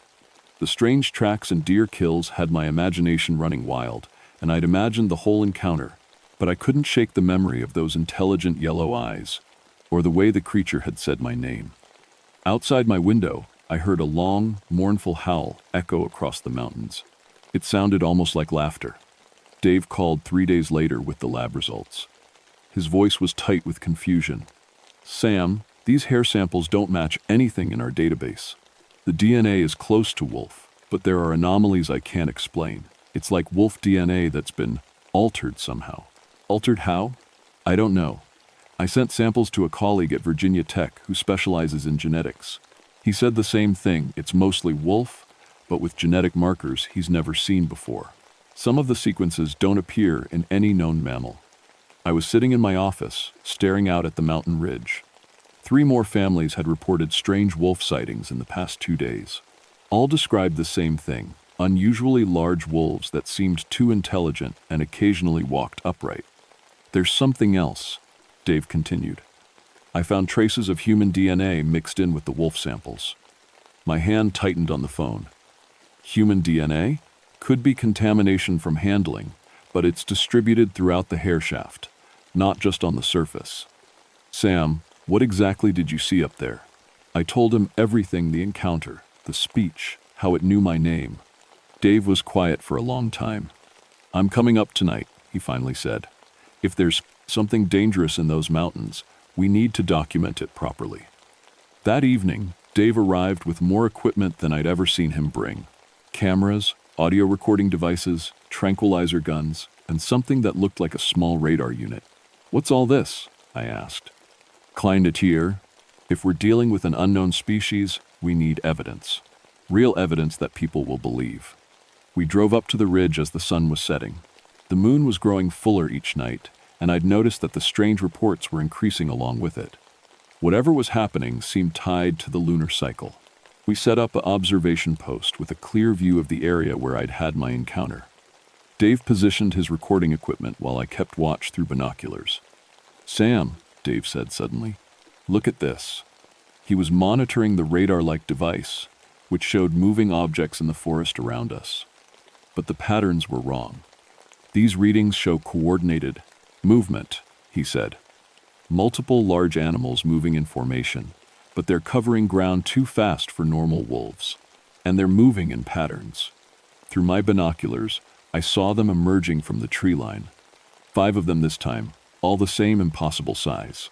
They moved across the clearing in a perfect V formation, like migrating geese. Are you getting this? I whispered. Dave was frantically adjusting his cameras. Video, audio, everything. This is incredible.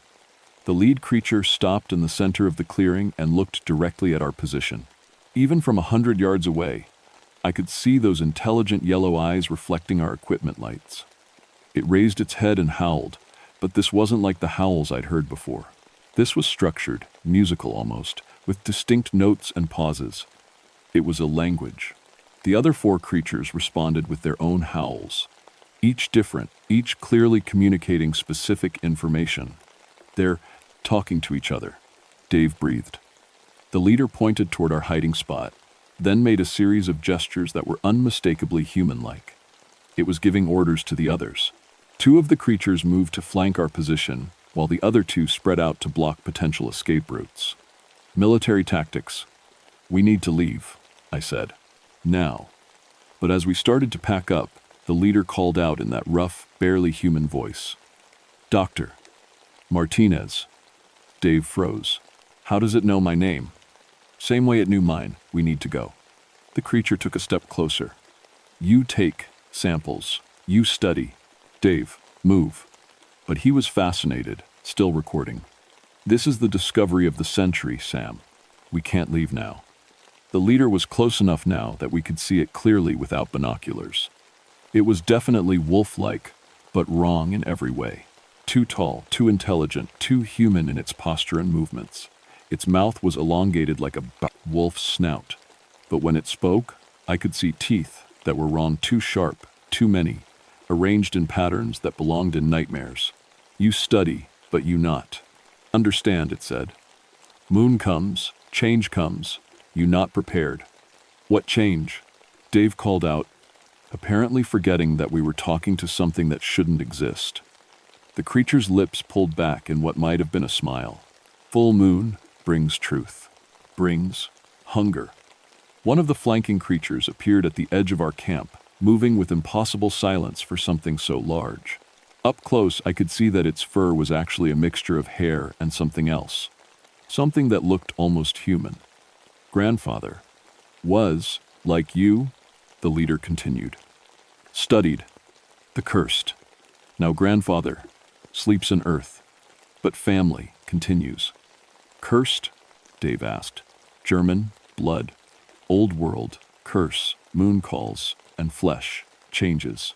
The creature raised one of its felincy hands, and in the moonlight I could see the transformation happening in real time. The fingers were extending, becoming more human-like, while the palm broadened. It was changing as we watched. Full moon. In 7 days, it said, you stay away, or you join the pack. All 5 creatures howled in unison, a sound that seemed to shake the entire mountain. Then they were gone, vanishing into the forest with impossible speed. Dave and I sat in stunned silence for several minutes. Did you get all that? I finally asked. Every word, every image. Dave was reviewing his recordings with shaking hands. Sam, we're dealing with lycanthropy. Real lycanthropy. That's impossible. So was everything we just witnessed. But it makes sense, the German settlers who reported moon madness, the family curses, the way the sightings increased during fuller moons. I thought about what the creature had said. It mentioned its grandfather was studied by someone like you.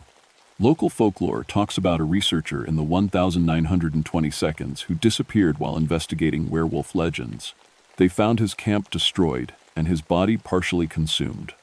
Dave, we need to warn people. If these things are planning something during the full moon, who would believe us? We need more evidence, more documentation. But I was thinking about the families camping in these mountains, the children who came to my stargazing programs. We have 7 days to figure out how to protect people. Dave was already packing his equipment. I'm going to research everything I can find about lycanthropy, especially in Appalachian folklore. There has to be something about how to fight them or protect against them. As we drove down the mountain, I looked back at the ridge. In the moonlight, I could see 5 silhouettes standing at the tree line, watching us leave. The harvest moon was 6 days away. Dave spent the next 5 days buried in research while I tried to convince my supervisor to close the camping areas during the full moon. Without evidence he'd believe, I had to be creative. Ranger safety protocols suggest avoiding night programs during peak wildlife activity, I argued. Bears are getting ready for winter, and we've had unusual wolf behavior. My supervisor, Bill Henderson, was skeptical but agreed to limit camping to designated areas closer to the ranger station. It wasn't enough, but it was something. On the night before the full moon, Dave returned with a stack of old books and photocopied documents. I found records from the 1920 seconds researcher, he said. Dr. Heinrich Müller, a German immigrant who came here specifically to study lycanthropy. His final notes mention a family named Steinberg who carried the curse. The same family the creature mentioned? Has to be. Müller wrote about trying to help them control the transformations, but his last entry says the curse was getting stronger with each generation. Then his records stop. Dave spread out old maps and genealogy charts. I traced the Steinberg family line. They changed their name to Stenberg in the 1940 seconds, and the last known member was Wilhelm Stenberg. He bought property on Massanutten Mountain in 1965. That's the exact area where we've been seeing them. Sam, I think Wilhelm Stenberg is still alive, and I think he's the one we've been talking to. The next evening, as the harvest moon rose full and bright, Dave and I returned to the mountain. This time, we came prepared with everything Dave's research had suggested might help: silver jewelry, wolfsbane, and a small vial of blessed water from a German Lutheran church. According to Muller's notes, lycanthropes retain human consciousness during transformation, Dave explained. They're not mindless monsters. They're people struggling with a supernatural curse. We set up our observation post and waited. The forest was eerily quiet, no insects, no small animal sounds, nothing but the wind in the trees. At exactly midnight, they appeared. But this time, there were more than 5. I counted at least 12 creatures moving through the forest, all the massive bipedal wolf things we'd encountered before. They moved with purpose, heading toward the camping areas near the ranger station. "They're going after the campers," I said. Dave grabbed his equipment. "We have to warn them." But before we could move, the largest creature appeared directly in front of us. Up close, in the full moonlight, I could see that its face was a horrifying mixture of wolf and human features. The eyes were definitely human, intelligent, sad, and completely aware. "You came back," it said in that rough voice. "Wilhelm Stenberg?" Dave asked. The creature's expression changed to surprise. "You know? The name. Dr. Mueller's research. We know about the curse." Wilhelm's wolf features twisted into what might have been anguish. "Curse grows stronger. Each generation, more wolf, less human. My children, my grandchildren, they cannot control hunger. The other creatures, my family, sons, daughters, grandchildren, 12 of us, carry curse. Tonight, the moon is full. Hunger is overwhelming." I could hear howling in the distance, coming from the direction of the campgrounds. Are they attacking people? Trying to resist. But young ones have little control. I try to lead them to deer, to cattle, but they want human flesh. Dave stepped forward. Muller's notes mention ways to help control the transformation. Silver, wolfsbane, blessed items. Wilhelm looked at the items Dave held out. Muller was good man, tried to help, but curse, too strong, killed him during transformation. Accident, but he is dead. Because of us. The howling was getting closer, and now I could hear human screams mixed in. "We have to stop them," I said. "Cannot be stopped, only redirected." Wilhelm's voice was becoming more strained as the moonlight grew brighter. "But I am losing control. Soon I will hunt with pack. What can we do?" Wilhelm reached into what looked like a pouch made from his own fur and pulled out a small silver pendant. "Take this to church. Tell priest our story. Maybe next generation I can be saved." His transformation was accelerating. I could see his face becoming more wolf-like, his fingers extending into claws. "Go, now, before I cannot let you." Dave and I ran toward the jeep, but we could hear the pack coming through the forest behind us. They were moving fast, howling with bloodlust, and they were between us and the camping areas. "The radio!" I shouted, diving for the emergency transmitter in my jeep. "All units, this is Ranger Moonridge. We have a pack attack at Massanutten camping area. Multiple casualties possible. Send all available units and $H. Medical support immediately." The response was immediate but confused. "Ranger Moonridge, did you say pack attack? What kind of animals?" I looked at Dave, then at the shapes moving through the forest toward the campgrounds. In the distance, I could see lights and hear people screaming. "Large predators. Coordinated attack. Just send everything you have." We drove toward the campgrounds as fast as the mountain road would allow. Behind us, Wilhelm's howl echoed across the entire mountain, not the hunting call of the pack, but the anguished cry of a man who could no longer control the monster he became. At the campgrounds, we found chaos. 3 families had been camping, and the werewolf pack had struck with coordinated precision. But they hadn't killed anyone, not yet. Instead, they had herded the campers into a tight group near the main building, surrounding them in a circle. Wilhelm appeared at the edge of the circle, his transformation now complete. He was fully wolf in body, but still human enough in mind to be leading the pack away from wholesale slaughter. "Thank you," I whispered, understanding what he was doing. He was using the last of his human will to protect the people from his family's hunger. Police and medical units were arriving, their lights and sirens confusing the werewolf pack.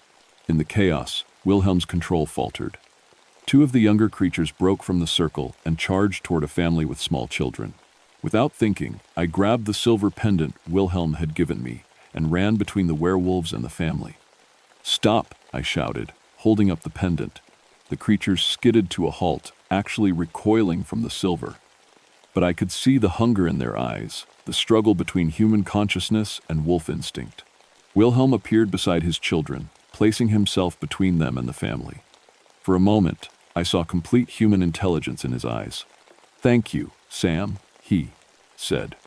Then he howled a command that sent the entire pack fleeing into the forest. By dawn, the official report would list the incident as a coordinated attack by a rabid wolf pack. But I knew the truth, and I had Wilhelm's pendant to prove it. The official investigation concluded that an unusually large pack of wolves, possibly affected by rabies, had exhibited coordinated hunting behavior. All campers survived with minor injuries, though several required treatment for shock. Dave and I kept Wilhelm's secret, but we didn't ignore it. I arranged for the camping areas around Massanutten Mountain to be closed during full moon periods, citing increased predator activity during lunar cycles. My supervisor approved the measure after the attack, and it remains in effect today. Dave found a German Lutheran minister in Harrisonburg who was familiar with Old World folklore. Pastor Kramer took Wilhelm's pendant and agreed to research historical methods for breaking generational curses. He also arranged for monthly food deliveries to be left at specific locations on the mountain livestock that had died naturally.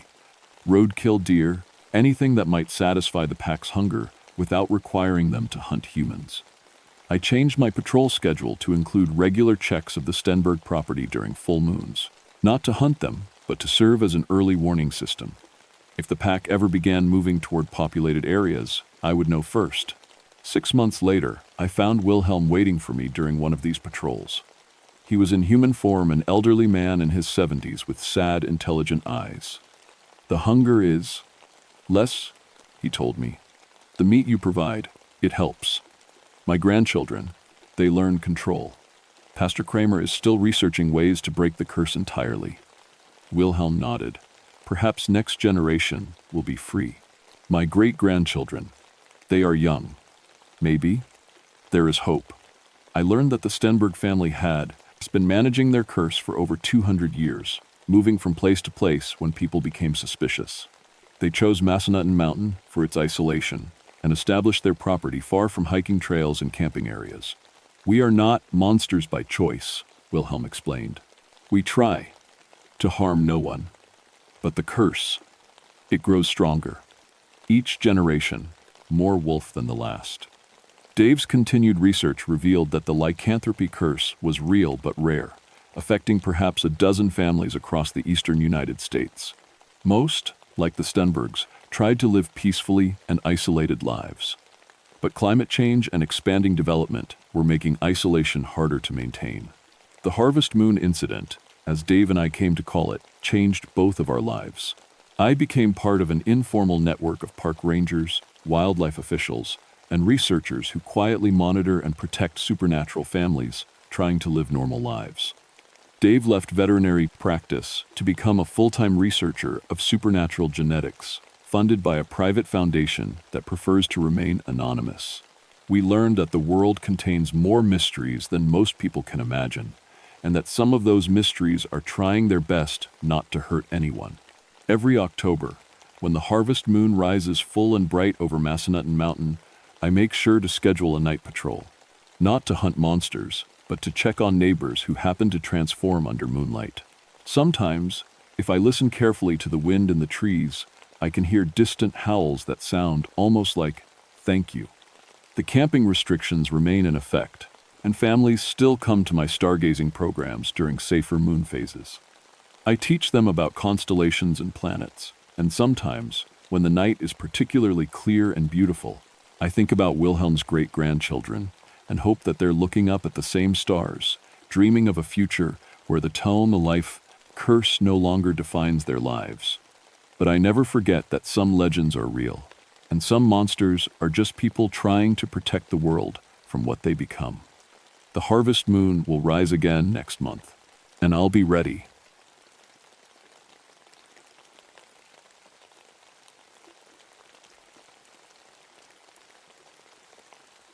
My name is Samuel Brightwater, and I've been watching for fires for 15 years. I've lived in towers from California to Maine, and I thought I'd seen everything the mountains could throw at me. I was wrong. It was September 1983 when they sent me to Mount Sterling Fire Tower in the Cherokee National Forest. The whole state of Tennessee was dry as old bones, and the fire danger was through the roof. Every day without rain made things worse. The tower sat at 5,842 feet, 12 miles from the nearest road. You had to hike in on foot, carrying everything you needed. That suited me fine. I liked the quiet, and after 15 years of this work, I knew how to handle myself in the mountains. Mount Sterling was an old tower, built by the CCC boys back in the 1932. The metal stairs creaked when you climbed them, and the wooden floor up top had been patched more times than I could count. But the view was something else. You could see for miles in every direction, rolling mountains covered in thick forest. The ranger who brought me in told me the local stories while we hiked up the trail. Old-timers say the last keeper never left, he said, breathing hard from the climb. Thomas McKellar died at his post during the big fire in 1943. Some folks claim he's still up there, still doing his job. I laughed. Come on, Bill, you don't believe that stuff. Me? Nah. But he looked uncomfortable, just telling you what people say. McKellar was supposed to be real dedicated. Never missed a day, never left the tower during fire season. Well, he's been gone 40 years now, I said. I think I can handle it. The tower had everything I needed. A small cabin at the base with a cot, a wood stove, and shelves lined with canned food. The observation deck on top had all the instruments: wind gauge, thermometer, humidity reader, and the big spotting scope for scanning the horizon. There was also an old brass radio that looked like it belonged in a museum. Does this thing still work? I asked, pointing at the radio. Far as I know, Bill said. Haven't had anyone up here in 2 years, though. You might need to fiddle with it. After Bill left, I spent the rest of the day getting settled. I checked all the instruments, tested the radio. It crackled to life on the first try, and familiarized myself with the area. Everything seemed normal. That first night, I cooked beans over the wood stove and read by lamplight. The mountains were dead quiet except for the wind and the trees. I'd always found that peaceful, but there was something different about this place. The silence felt too deep, like the whole mountain was holding its breath. I woke up around 3 a.m. to the sound of static from the radio upstairs. At first, I thought maybe someone was trying to reach me, but when I climbed up to check, the radio was turned off. I flipped it on, but there was nothing. Just empty air and the occasional pop of interference. Probably just atmospheric stuff, I said out loud, though my voice sounded strange in the darkness. The next morning brought clear skies and no wind, perfect fire weather, and not in a good way. I did my morning report to headquarters, checked the instruments, and settled in for a long day of watching. That's when I noticed something odd about the old brass instruments. They were original equipment from the 1942, but they worked perfectly. The brass was tarnished black with age, but every needle moved smooth as silk. Every reading was precise. In my 15 years, I'd never seen instruments that old work so well. Around noon, the radio crackled to life. Mount Sterling, this is fire control. Come in, Mount Sterling. I picked up the microphone. This is Mount Sterling. Go ahead, fire control. But the voice that came back wasn't from headquarters. It was scratchy and distant, like it was coming from very far away. Wind shifting to northwest, humidity dropping to 12%. Fire danger extreme. Recommend all personnel maintain highest alert. The thing is, my instruments showed southeast wind at 15% humidity. I checked them twice to be sure. Fire control? Can you repeat your location? I'm showing different readings up here. Silence. Then, after a long pause, copy that, Mount Sterling. Stay alert. I tried calling headquarters to check if they'd been trying to reach me, but they said no. No one had called Mount Sterling since my morning report. That afternoon, I spotted smoke to the northeast, a thin gray line rising from the valley. I grabbed my binoculars and found it quickly. Definitely a fire, maybe 3 miles out. I called it in immediately. This is Mount Sterling reporting smoke, bearing 045 degrees, approximately 3 miles. Looks like maybe 2 acres burning. Copy, Mount Sterling. We'll get a crew out there. Can you monitor and report changes? Will do. But when the fire crew got there 2 hours later, they found nothing. No fire, no smoke, no sign that anything had burned. The crew chief called me personally. Sam, you sure about what you saw? We've been all over that area. It's dry as hell, but there's no fire. I looked through the binoculars again. The smoke was gone. There wasn't even a haze where I'd seen it. I'm sure I saw something, I said. Maybe it burned out on its own? Maybe. But in this weather, a fire doesn't just burn out. It spreads. That night, I sat on the observation deck and watched the sun set over the mountains. The brass instruments gleamed in the orange light, and for just a moment, I could have sworn I saw someone standing at the other end of the deck. When I turned to look directly, there was nothing there. But I had the strangest feeling I wasn't alone anymore. The second day started normal enough. I did my morning weather report, scanned the horizon with binoculars, and settled into the routine. But the feeling from the night before wouldn't go away. It was like having someone watching over your shoulder all the time. Around 10 in the morning, that old radio came to life again. Mount Sterling, weather warning, dry lightning possible this afternoon. Recommend double sweeps of Sector 7. I checked my weather instruments. Clear skies, no clouds in sight, and definitely no chance of lightning. But the voice sounded so certain, so professional, just like the fire spotters I'd worked with for years. Who is this? I asked into the microphone. Please identify yourself. Nothing but static. I decided to humor whoever it was and did an extra scan of Sector 7, the area northeast of the tower where I'd seen the phantom smoke yesterday. Through the binoculars, everything looked normal. Dry trees, brown grass, but no sign of trouble. Then, at exactly 2:30 in the afternoon, I saw the lightning. It was just one bolt, dropping out of a clear blue sky like someone had thrown a spear. It hit right in the middle of Sector 7, exactly where the voice had warned me to watch.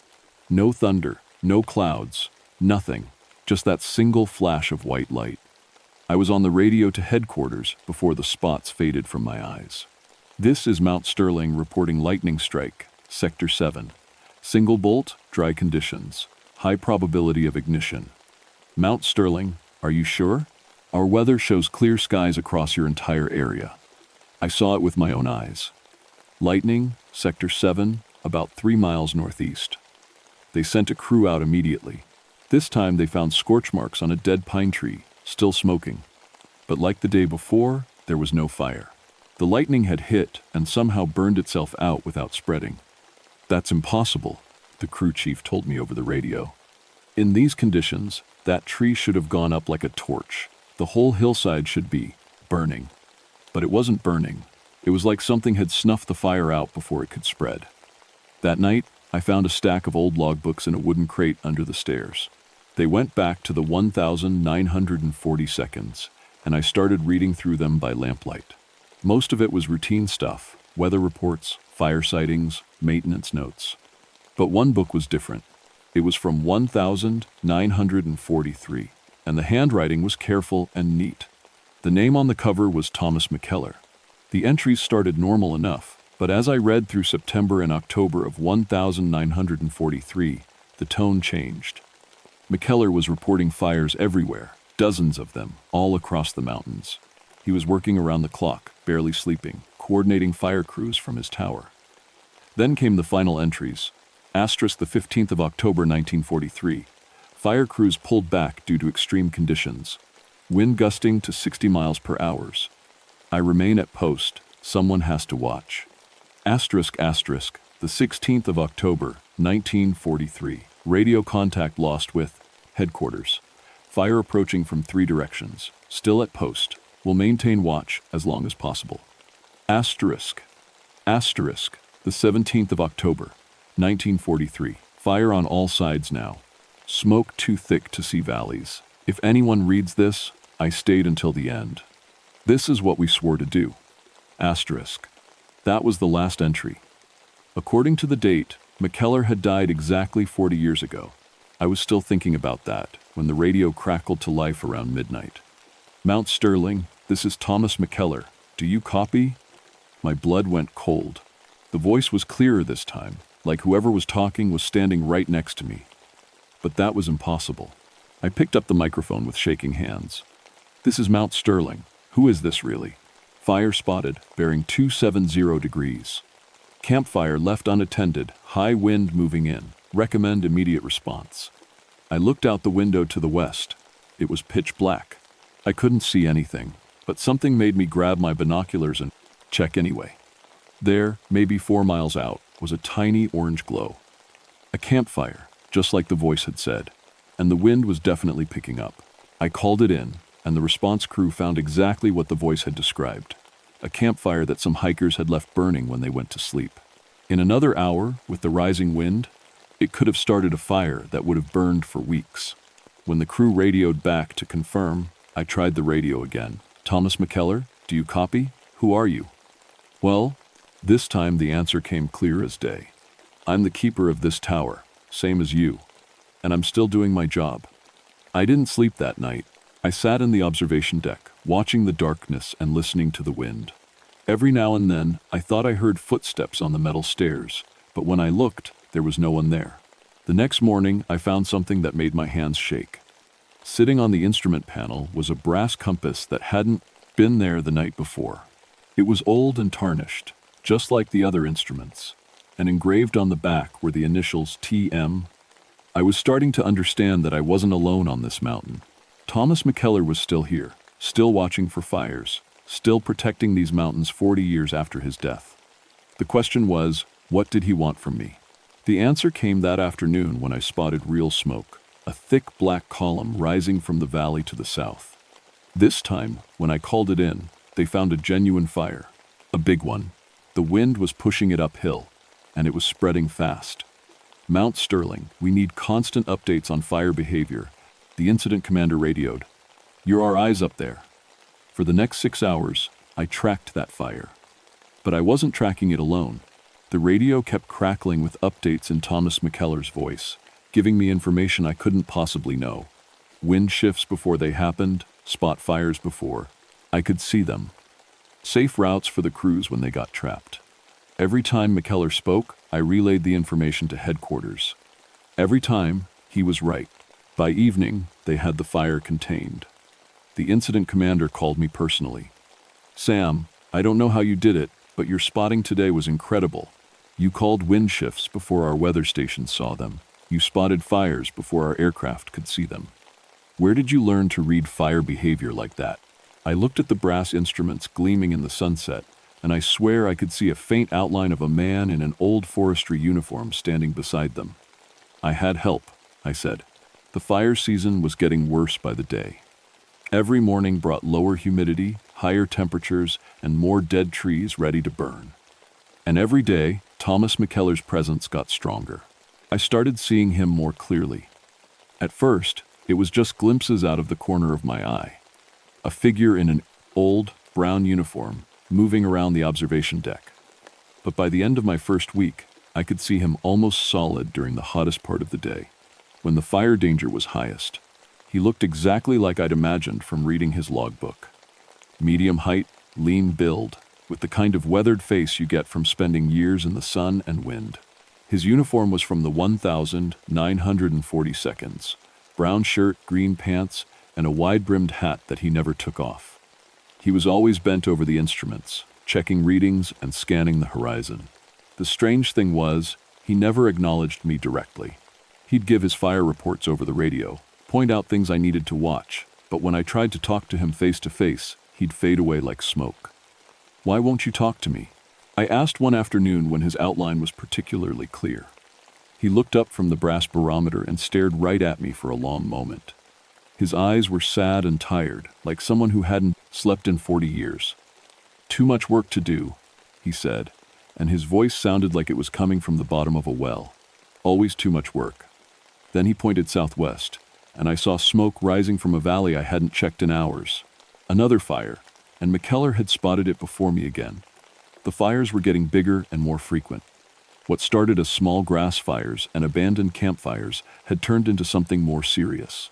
Every day brought new blazes, and every day it got harder to contain them. The whole region was like a powder keg waiting for a spark. But McKellar seemed to know where every fire would start before it happened. He'd warn me about lightning strikes in clear weather, point out campfires left burning miles away, and somehow sense when power lines were about to snap and throw sparks. "How do you know?" I asked him one evening. This time he didn't fade away. 40 years of watching," he said. "You learn to feel it in the air. The mountain tells you where the trouble is coming." "But you're dead?" He almost smiled. "Yeah, I noticed. Doesn't change the job, though. Fire doesn't care if you're alive or dead. It just burns." That night, something changed. I woke up around 3 in the morning to the sound of the radio. But this time, it wasn't McKellar's voice. It was panicked chatter from fire crews all across the region. "Base, this is Engine 12. We've got a crown fire moving fast up Cataract Ridge. Request immediate air support. Base, Engine 7. Multiple spot fires starting ahead of our containment line. This thing is jumping all over. All units, be advised. Winds gusting to 45 miles per hour and increasing. Fire behavior extreme and unpredictable." I ran up to the observation deck and saw what they were talking about. The whole southern horizon was glowing orange.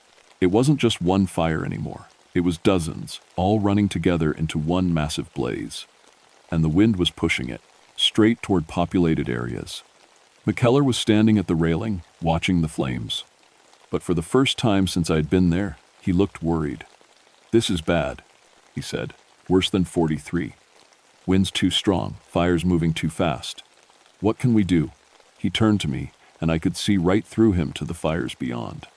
"This is why I'm still here. This is the one I couldn't stop before." Over the radio, the reports kept getting worse. The fire had jumped a major highway.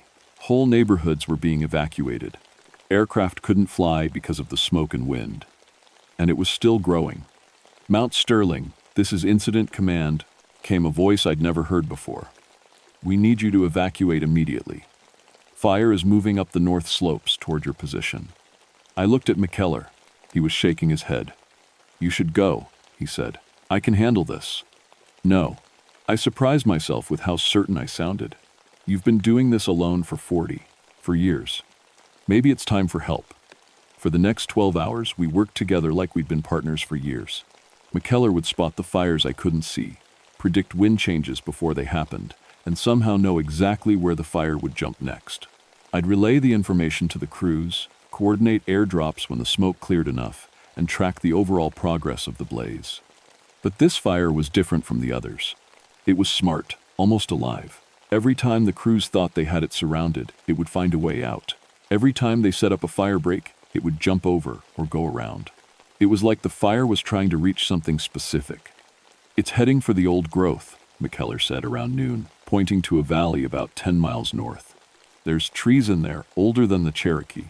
If it gets that far, it'll burn for months." I understood then why he was still here. This wasn't just about protecting property or even people. McKellar was protecting something ancient and irreplaceable, something that once burned could never be replaced. "How do we stop it?"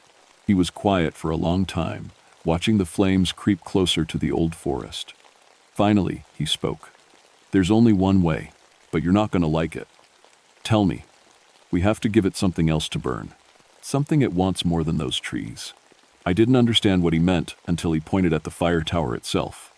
"No," I said. "There has to be another way." 40 years I've been keeping small fires from becoming big ones," McKellar said. "But this one's different. This one needs to be fed to be stopped. The tower's the highest point for miles. Fire always wants to go up. We give it the tower. It'll draw the main fire away from the old growth." "What about you?" He smiled, and for the first time he looked peaceful. "I've been tied to this place for 40 years. Maybe it's time to let go." The fire reached the Jenner, base of Mount Sterling, just after sunset. I could hear it coming long before I could see it, a sound like a freight train mixed with a waterfall. When it finally came into view, It was like looking at the end of the world. McKellar stood beside me on the observation deck, solid as he'd ever been. The brass instruments glowed orange in the firelight, and the old radio crackled with desperate reports from crews who couldn't understand how the fire had moved so fast. "You should go now," McKellar said. "Get down the back trail while you still can." But I couldn't leave. Not after everything we'd been through together. "We both started this job the same way," I told him, "swearing to protect these mountains. I'm not breaking that oath now."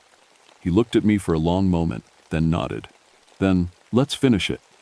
The fire hit the tower just after midnight. I'd never seen anything like it, flames 200 feet high, moving like a living thing up the mountainside. The heat was so intense I could feel it burning my lungs even from inside the observation deck. But something strange happened when the fire reached the tower's base. Instead of just burning past like I expected, it stopped. The flames swirled around the metal legs like water around a rock, climbing higher and higher but never spreading beyond the tower itself. "It's working," McKellar said. He was more solid now than I'd ever seen him, like the fire was feeding his presence as much as the wood and metal. The fire recognizes this place. It knows what happened here. Through the radio, I could hear the amazement in the fire crew's voices. "Command, this is Aircraft 12. The main fire has stopped advancing." "Repeat." "The main fire has stopped. It's all concentrating on the fire tower. All ground crews be advised, fire behavior has changed completely. Main blaze is stationary. All spot fires are moving back toward the tower location." It was true. Every fire, we could see from the observation deck, was changing direction, flowing like rivers of flame toward Mount Sterling. The tower was acting like a magnet, drawing all that destructive energy into one place. "How is this possible?" I asked. McKellar was standing at the brass instruments, his hands moving over them like a musician playing a complicated song. "This place has been watching over these mountains for 50 years. All that time, all that attention, it builds up something, a connection. The mountain knows we're here, and the fire knows it too." The heat was getting unbearable. The metal stairs were glowing red, and I could see flames starting to climb the tower's structure. But McKellar seemed unaffected, like the fire couldn't touch him. "You need to get out," he said. "Now, while the back trail is still clear." "What about you?" "I told you, this is why I'm still here.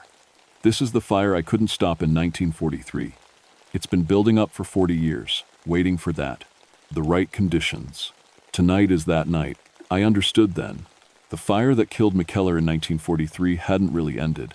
It had just been waiting, growing stronger, gathering all the smaller fires he'd prevented over the decades. All those campfires he'd spotted, all those lightning strikes he'd warned about, all the blazes he'd helped contain. They'd been leading to this moment. The old-growth forest will be safe? If I do this right, yes, the fire will burn itself out here, all of it, all at once. He looked at me with those tired, sad eyes. "But you can't be here when it happens." The flames were climbing the tower now, reaching toward the observation deck. I could feel the wooden floor getting hot under my feet. In a few minutes, the whole structure would be engulfed. But I still couldn't leave. 40 years is long enough," I told him. "You've done your duty. More than your duty." "Some duties don't end," McKellar said. "Even with death. Maybe. They do if someone's willing to share them." He stopped working the instruments and looked at me. "What are you saying?" "I'm saying maybe you don't have to do this alone. Maybe that's why I'm here, not to replace you, but to help you." The fire reached the bottom of the observation deck.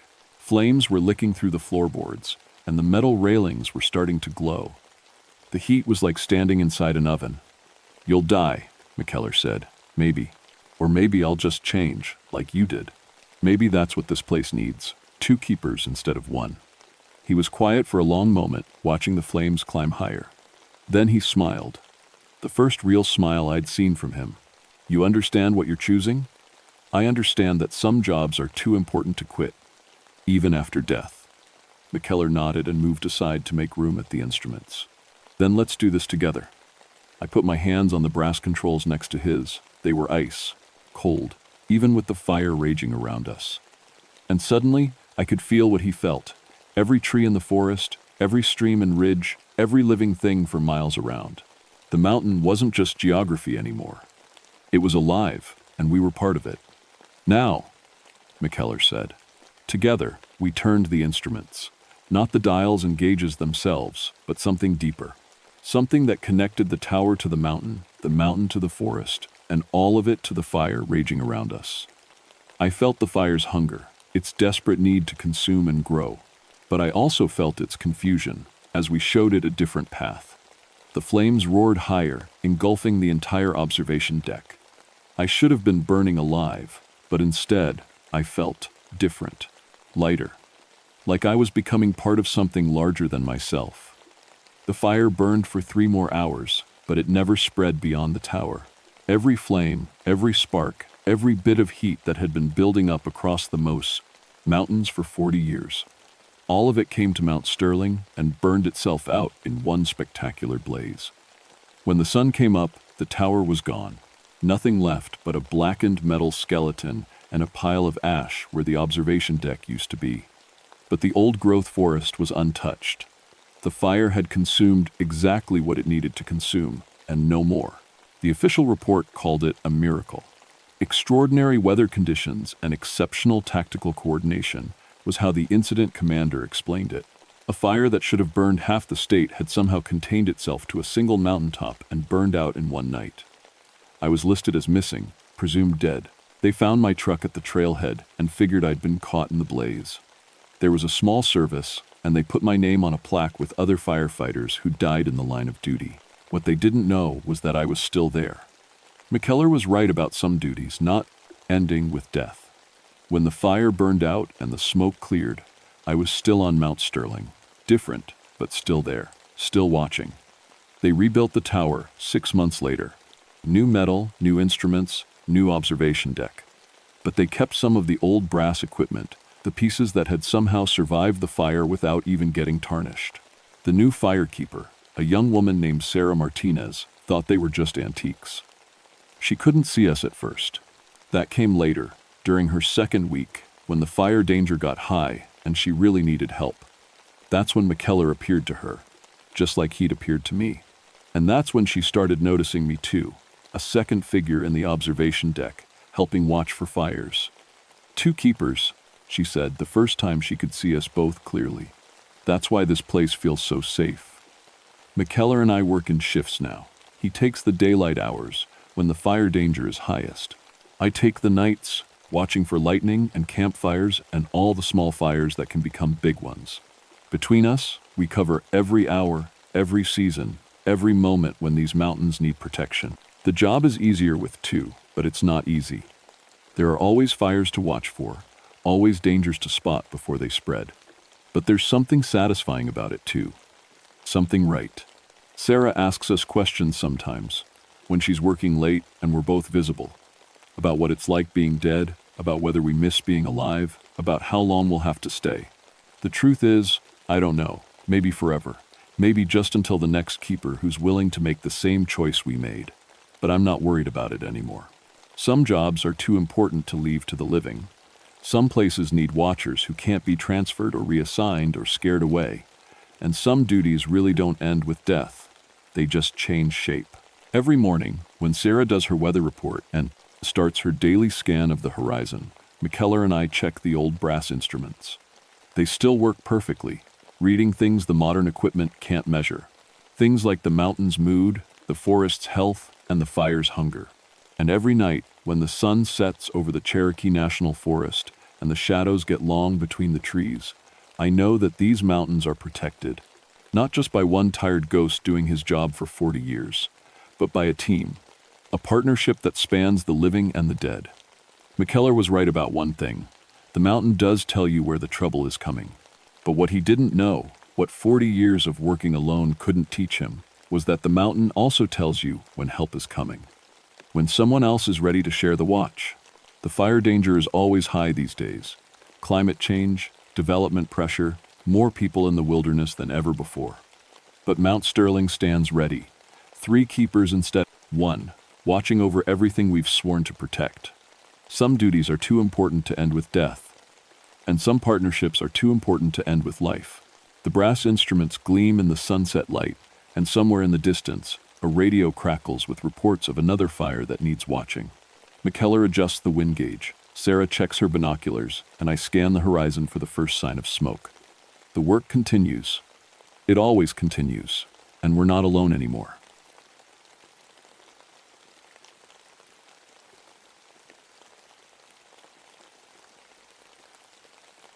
My name is Robert Ashworth, and I've been a park ranger for 13 years.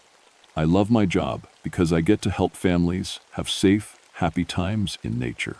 The Great Smoky Mountains are beautiful, but they can be dangerous if you don't know what you're doing. I work in the backcountry section near Cataract Falls. It's a 6-mile hike to get there, and once you're in that hollow, you're pretty much on your own. No radio contact, no cell phone signal, just you and the mountains.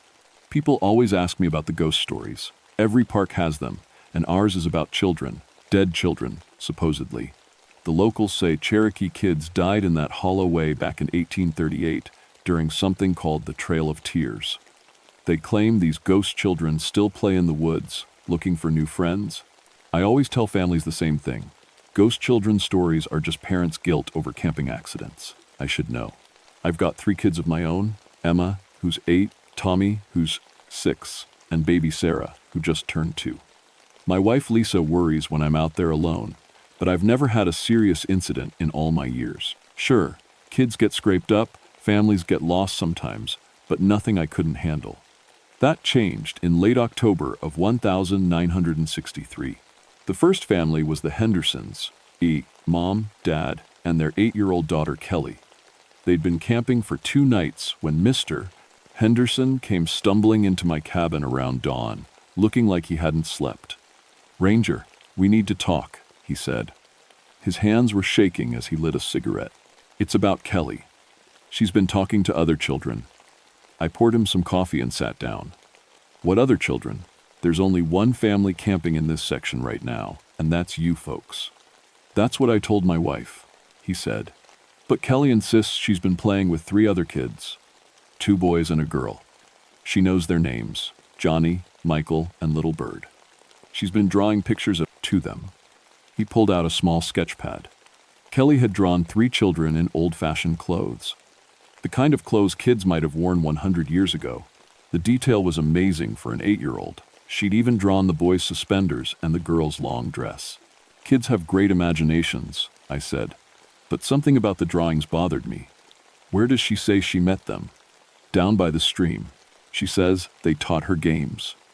Mr. Henderson stubbed out his cigarette. "Here's the thing, Ranger. Last night, Kelly almost walked right off the cliff edge behind our tent. When I grabbed her, she said she was following her new friends to their secret place. That got my attention. A sleepwalking child near a cliff was serious business. "I'll come take a look," I said. "Maybe check the area for any other campers I missed." The Henderson campsite was neat and well organized. Mrs. Henderson was packing up while Kelly sat on a log, humming to herself. The little girl, he looked up when she saw me. "Hi, Ranger Bob," she said brightly. "Did you come to meet my friends?" "I'd like to hear about them," I said, kneeling down to her level. "Where are they now?" Kelly pointed toward the tree line. "They don't like grown-ups much. They only play when it's just kids around." "What games do you play?" "Hide and seek, mostly. And follow the leader. Johnny is really good at hiding. Sometimes I can hear him laughing, but I can't find him anywhere." Mrs. Henderson looked worried. "She's been talking to empty air, Ranger, having whole conversations with nobody there." I spent the next hour searching the area around their camp. No sign of any other people. No footprints except the Henderson family's boots. But as I walked deeper into the hollow, something felt wrong. The temperature dropped about 15 degrees near the stream. Not unusual for mountains, but it was a sharp change. More strange was the silence. No birds, no squirrels. Even the wind seemed afraid to make noise in that particular spot. I found myself standing in a small clearing beside the water. The ground was covered in frost, which was odd since it had been a warm day. And there, clear as anything in the white frost, were small barefoot prints, child-sized. The prints led right to the edge of the stream, then stopped. I followed the stream bank for 50 yards in each direction. No more prints. When I got back to the Henderson camp, Kelly was drawing again. This time she'd drawn 4 children holding hands, herself and 3 others in those same old-fashioned clothes. "Kelly," I said carefully, "can you tell me what your friends look like?" "Johnny has brown hair and freckles. Michael is taller and has a scar on his chin. Little Bird has the prettiest long black hair, and she knows songs in a funny language." The descriptions were so detailed, so specific, not like a child's imaginary friends at all. "Are they cold?" I asked. "Do they wear coats?" Kelly shook her head. "They're always cold. They asked if I wanted to come play in their warm place under the water. They said it's nice there." A chill ran down my spine that had nothing to do with the mountain air. I helped the Hendersons pack up and escorted them back to the main trail. As we walked away from the hollow, the normal forest sounds gradually returned. Birds chirping, leaves rustling, the comfortable noise of a healthy woods. But Kelly kept looking back over her shoulder, waving at empty air. "Bye, Johnny. Bye, Michael. Bye, Little Bird," she called out. "I'll come back and play soon."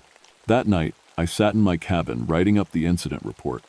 Standard procedure for any family with safety concerns. But I couldn't shake the image of those small footprints in the frost, appearing from nowhere and disappearing at the water's edge. Outside my window, the October wind was picking up, making the trees creak and sway. Somewhere in the distance, I could have sworn I heard the faint sound of children laughing. But that was impossible. The hollow was empty now, wasn't it? 3 days later, the Kowalski family arrived. Polish immigrants who'd saved up all year for their first camping trip in America. The father, Stan, spoke broken English, but was determined to give his family the real American experience. His wife Martha worried constantly, and their 7-year-old son David was excited about everything. I helped them set up camp in the same area the Hendersons had used. It was the flattest, safest spot in the hollow, with good access to the stream for water. I didn't mention the previous family's experience. No point scaring them with stories. "Beautiful place," Dan said in his thick accent. "David, he loves the outdoors." "Just keep an eye on him near the water," I warned. "Mountain streams can be tricky." That first night passed quietly. I made my usual evening rounds, and everything seemed normal. The Kowalskis had built a proper fire and were roasting marshmallows. David was showing his parents constellations he'd learned in school. The trouble started the next morning. I was splitting firewood behind my cabin when I heard Martha Kowalski screaming. I dropped the axe and ran toward their campsite, expecting to find someone hurt. Instead, I found Martha standing at the edge of the tree line, calling for David. Stan was searching around their tent, his face pale with worry. "He was right here," Martha said when she saw me. "Eating breakfast, right here at the picnic table." I went to get him more orange juice from the cooler, and when I turned around, he was gone. "How long?" I asked. 2 minutes. Maybe 3. A 7-year-old boy couldn't get far in 3 minutes. I started calling David's name while checking the obvious danger spots, the cliff edge, the deeper parts of the stream. That's when I heard him answer. "I'm here, Mama." The danger stream, the voice came from the forest, but it sounded distant and echoey, like he was calling from inside a cave. "David," Martha shouted, "come back right now." "I can't," his voice drifted back. "I'm playing a game. We have to find the warm place first." Stan and I crashed through the underbrush toward the sound of David's voice. But every time we got close, the voice seemed to move. We'd hear him laughing to our left, then calling from somewhere up ahead, then giggling off to our right. "David, this isn't funny," I yelled. "Come here right now." But they said you wouldn't understand. David's voice came from everywhere and nowhere. They said grown-ups can't play the good games. We searched for 2 hours. Martha was crying, Stan was cursing in Polish, and I was starting to panic. You don't lose a child on your watch. Not ever. Then, just as I was about to hike back for help, we found him. David was sitting on a fallen log beside the stream, about a quarter mile from camp. He was soaking wet and blue with cold, but smiling like he'd just had the best time of his life. "David." Martha ran to him and wrapped him in her coat. "Where have you been? You're freezing." "I was playing with my new friends," David said through chattering teeth. "Johnny and Michael and Little Bird. They showed me their secret place under the water." Stan and I looked at each other. The same names Kelly Henderson had mentioned. "What do these friends look like?" I asked carefully. David's description matched Kelly's exactly. Brown-haired Johnny with freckles, tall Michael with a scar on his chin, little bird with long black hair who sang in a strange language. They're really good at hide and seek, David continued, and they know where to find the warm place. They said, if I come with them all the way under the water, I'll never be cold again. I helped Martha get David back to camp and into dry clothes. His body temperature was dangerously low. He needed immediate warming and medical attention. As I radioed for an emergency evacuation, I noticed something that made my blood run cold. David's wet footprints led from the stream to the log where we'd found him. But there were other prints in the muddy bank. Small, bare feet, child-sized. 4 sets of prints, David's boots and 3 sets of bare feet, side by side, like children holding hands. The evacuation helicopter arrived within an hour. As the medics loaded David onto a stretcher, he kept looking back toward the hollow. Tell them I'll come back, he said to me. Tell Johnny and Michael and Little Bird I'll come back and play when my mama isn't scared. After the helicopter left, I stood alone in the sudden quiet of the hollow. The Kowalskis were gone, their campsite empty except for the cold ashes of their fire. I walked down to the stream to examine those footprints more carefully. David's boot prints were clear in the mud. Beside them were 3 sets of smaller prints, just as I'd seen. But these prints were wrong somehow. First, they were too shallow. David's prints sank deep into the soft mud, showing his weight. The bare footprints barely dented the surface, as if made by children who weighed almost nothing. Second, the toe impressions were too perfect. Real feet would show irregularities, different pressure points. These looked like they'd been pressed into the mud by a cookie cutter. Third, and most disturbing of all, the bare footprints led into the stream and disappeared. But they didn't come out the other side. I checked every inch of the opposite bank. Those children had walked into the water and never walked out. That night, I sat in my cabin trying to write a rational incident report. Hypothermia could cause hallucinations. 7-year-old boys were notorious for wandering off and getting into trouble. There had to be a logical explanation. But I kept thinking about those footprints, and about Kelly, Henderson's drawings, and about the way both children had described their friends in identical detail. Around midnight, I heard something that made me put down my pen. Children's laughter, faint and distant, but definitely there. Coming from the direction of the stream, I grabbed my flashlight and stepped outside. The October air was crisp and still. Too still. Even the usual night sounds of the forest, owls hooting, branches creaking, small animals moving through the underbrush, had gone completely silent. The laughter came again, multiple voices this time. Happy, playful sounds that would have been perfectly normal during the day. But there were no children in the hollow. I'd evacuated the last family hours ago. I walked toward the stream, my flashlight beam cutting through the darkness. The laughter seemed to stay just ahead of me, always just out of reach. Hello? I called out. Is someone there? The laughter stopped instantly. The silence what followed was deeper than before, like the forest itself was holding its breath. I stood there for a long moment, listening. Then, very softly, I heard a child's voice. Ranger Bob? It was Kelly Henderson's voice. But Kelly was 50 miles away by now, safe in town with her parents. Ranger Bob, do you want to play with us? The voice was coming from the middle of the stream. I shined my flashlight toward the water. The beam seemed to bend and dim as it hit the surface, but I could see ripples spreading out from the center, as if someone was moving around in the water. We've been waiting for you, said another voice. A boy this time, with a slight accent. Johnny told us you might come. My hands were shaking so badly I could barely hold the flashlight steady. This wasn't possible. Children couldn't be standing in a mountain stream in October. The water temperature would kill them in minutes. Who are you? I managed to ask. We're the ones who play in the warm place, said a third voice. A girl with a musical quality to her words. We're the ones who never get cold anymore. Come play with us, Ranger Bob, Kelly's voice called again. Come see our secret place under the water. The ripples were getting bigger now, as if multiple children were moving around in the stream, but my flashlight showed nothing but dark water. I took a step backward, then another. Whatever this was, it wasn't natural. Don't go, the girl's voice pleaded. We get so lonely. We just want someone to play with. We just want to be warm again, added one of the boys. I turned and ran back to my cabin, slamming the door behind me. Through the window, I could see my flashlight beam still shining where I'd dropped it by the stream. In that circle of light, the water was churning, like something was thrashing around just below the surface. But there was nothing there. Nothing I could see, anyway. I didn't sleep that night. Every time I closed my eyes, I heard those voices calling from the water. When dawn finally came, I walked back to the stream to retrieve my flashlight. The water was calm and clear.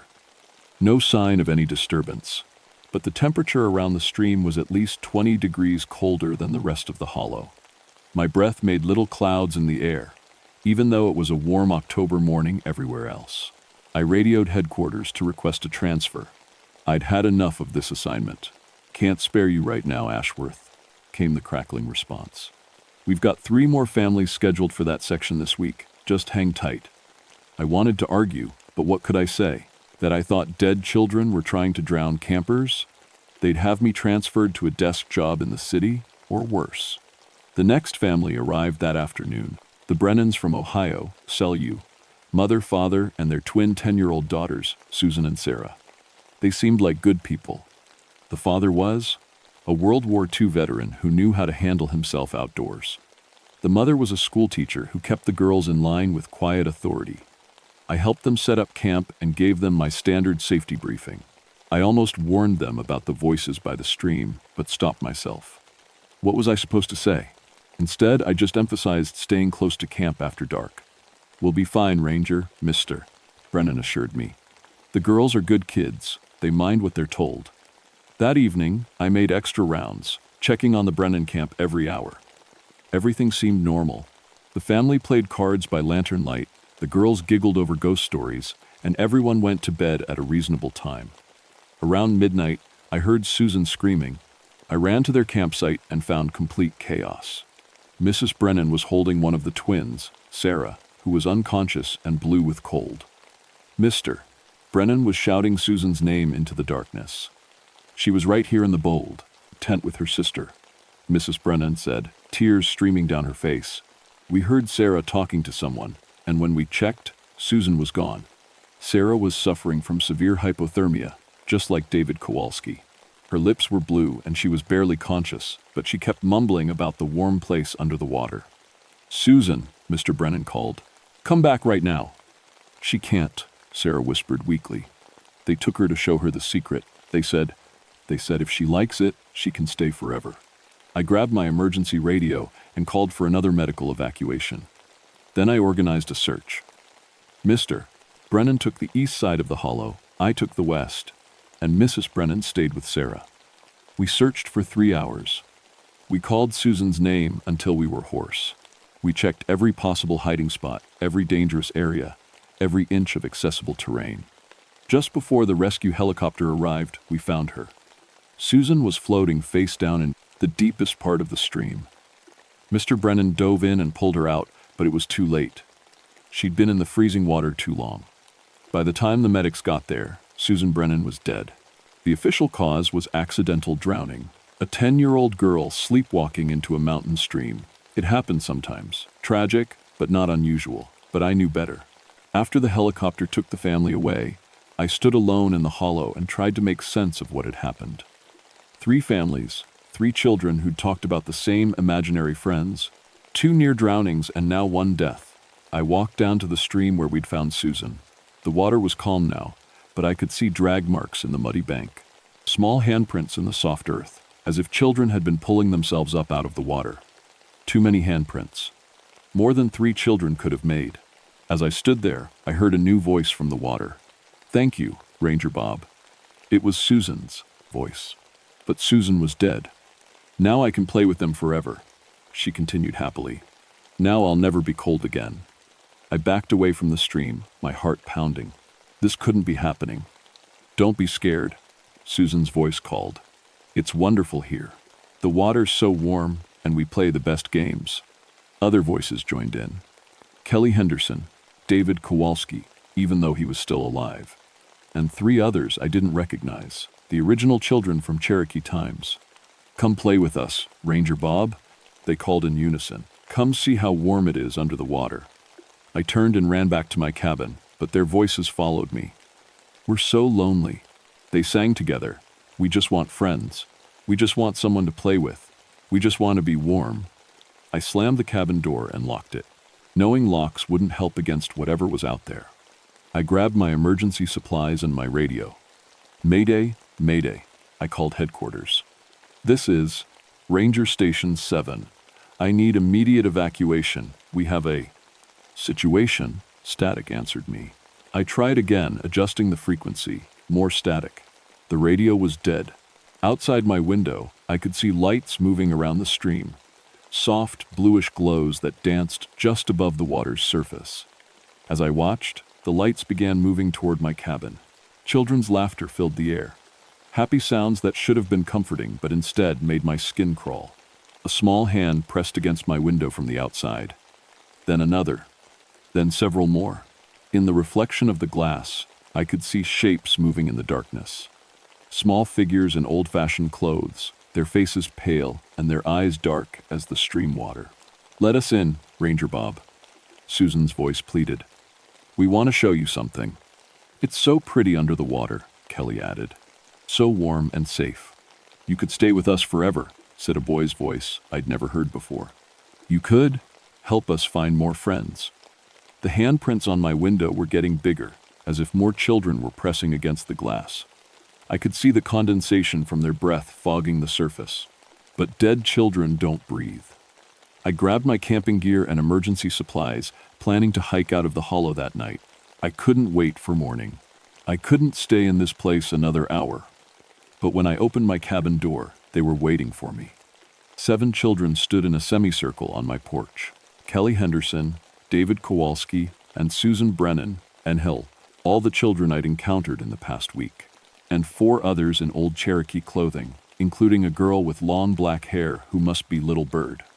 They looked exactly as the living children had described them, but their skin was pale blue, their lips were dark, and water dripped constantly from their hair and clothes.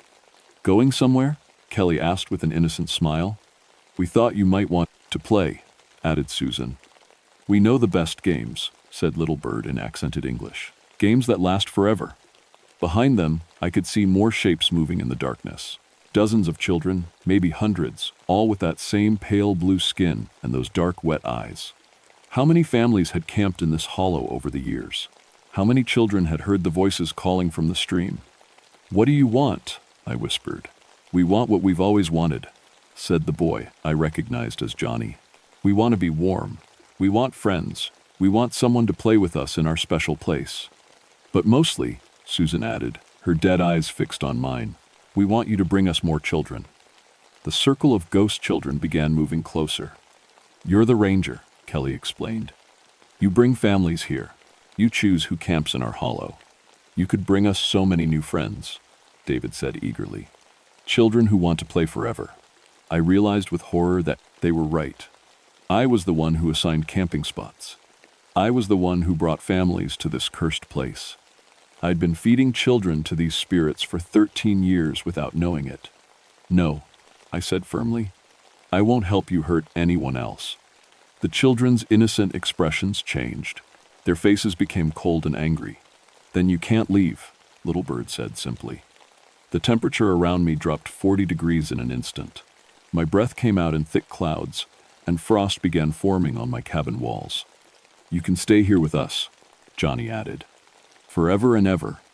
Or," Susan said with a smile that was no longer innocent, "you can come see how warm it is under the water."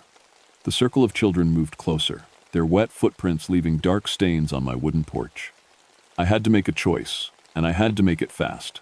I backed into my cabin and slammed the door, but I knew it wouldn't hold them for long. Through the windows, I could see dozens of pale children surrounding the building. Their eyes glowed with that same bluish light I'd seen over the stream. "Think, Robert. Think. There had to be something these spirits couldn't do, some rule they had to follow. Every ghost story I'd ever heard had rules." Then I remembered something Jenny Mountainspeak had told me. Jenny was a Cherokee ranger who worked the eastern section of the park. She'd mentioned once that her grandmother knew stories about this hollow. "Bad place," she'd said. Children died there during the removal. Grandmother always said the spirits can't cross running water. That's why they stay in that one hollow, and the stream traps them there. Running water.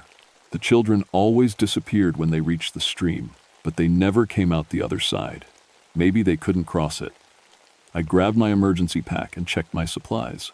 Rope, first aid kit, emergency flares, and most importantly, a large container of salt for wife, melting ice on the trails. Salt. Jenny had mentioned that too. Cherokee protection rituals use salt to create barriers against spirits. A small hand knocked politely on my door. "Ranger Bob?" Kelly's voice called sweetly. "We just want to talk." "We won't hurt you," Susan added. "We promise." I didn't believe them for a second. I moved to the back window of my cabin and quietly slid it open. The children were concentrated around the front door and sides of the building. If I was quick and quiet, I might be able to slip out the back. I dropped my pack through the window first, then climbed out myself. The October air was bitter cold now, much colder than it should have been. My breath made thick clouds, and ice was forming on every surface. I made it about 10 yards before Little Bird stepped out from behind a tree. "Going somewhere?" she asked in her musical voice. More children emerged from the darkness. I was surrounded again, but this time I was ready. I pulled out my emergency flare and struck it. Brilliant red light filled the hollow, and the ghost children stepped back with hisses of pain or surprise. "Fire hurts," Johnny said, shielding his eyes. "Put it out." "Stay back," I warned, holding the flare like a torch. "I know what you are now." I began backing toward the stream, keeping the flare between me and the spirits. They followed but kept their distance, circling me like wolves. "You can't leave," David said. "We need you." "You're going to bring us more children," Susan added. "Lots more children to play with." "No," I said firmly. "I'm going to make sure no one ever camps in this hollow again."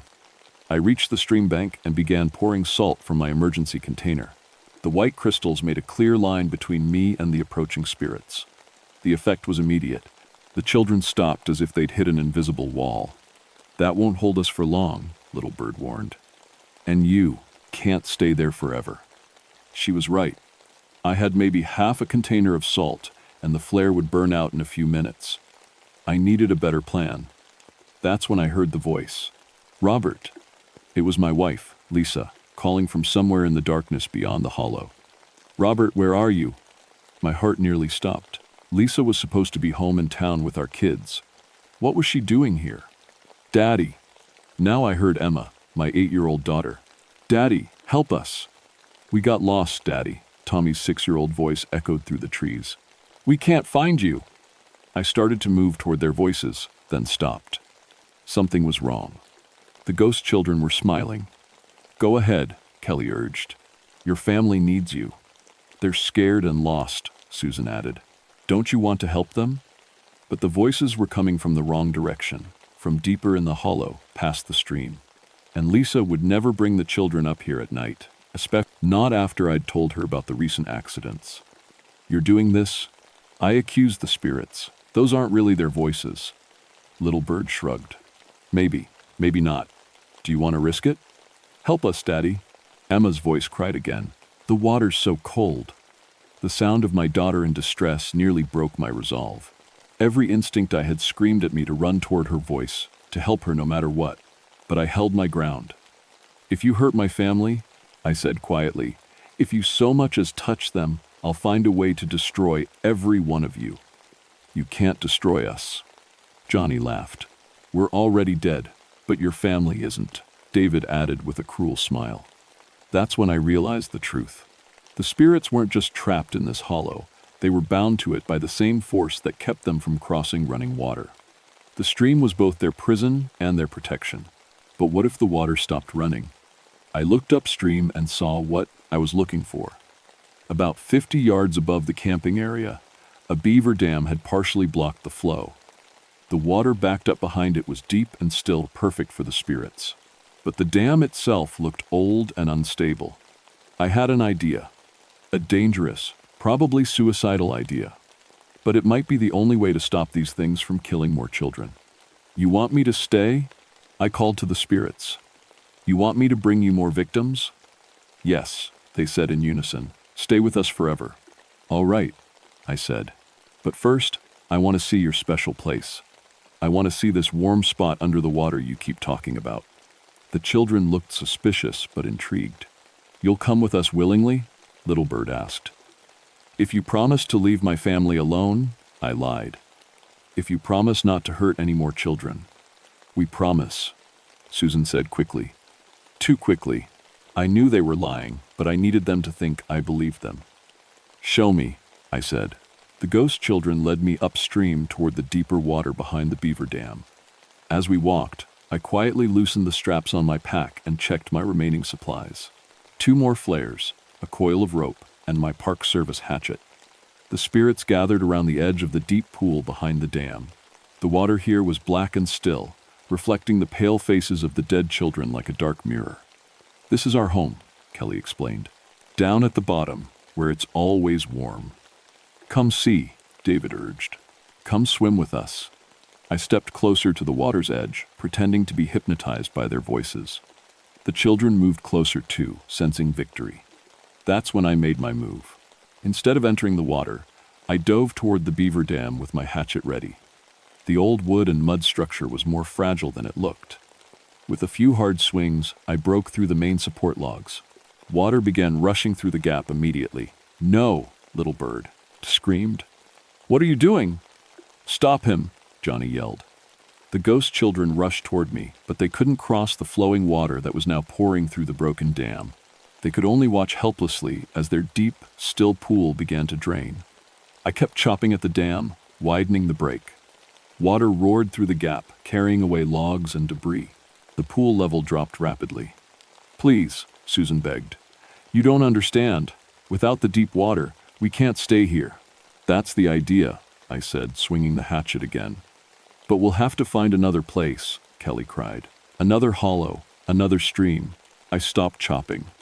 That wasn't what I wanted either. I didn't want these spirits to move somewhere else and start killing children there.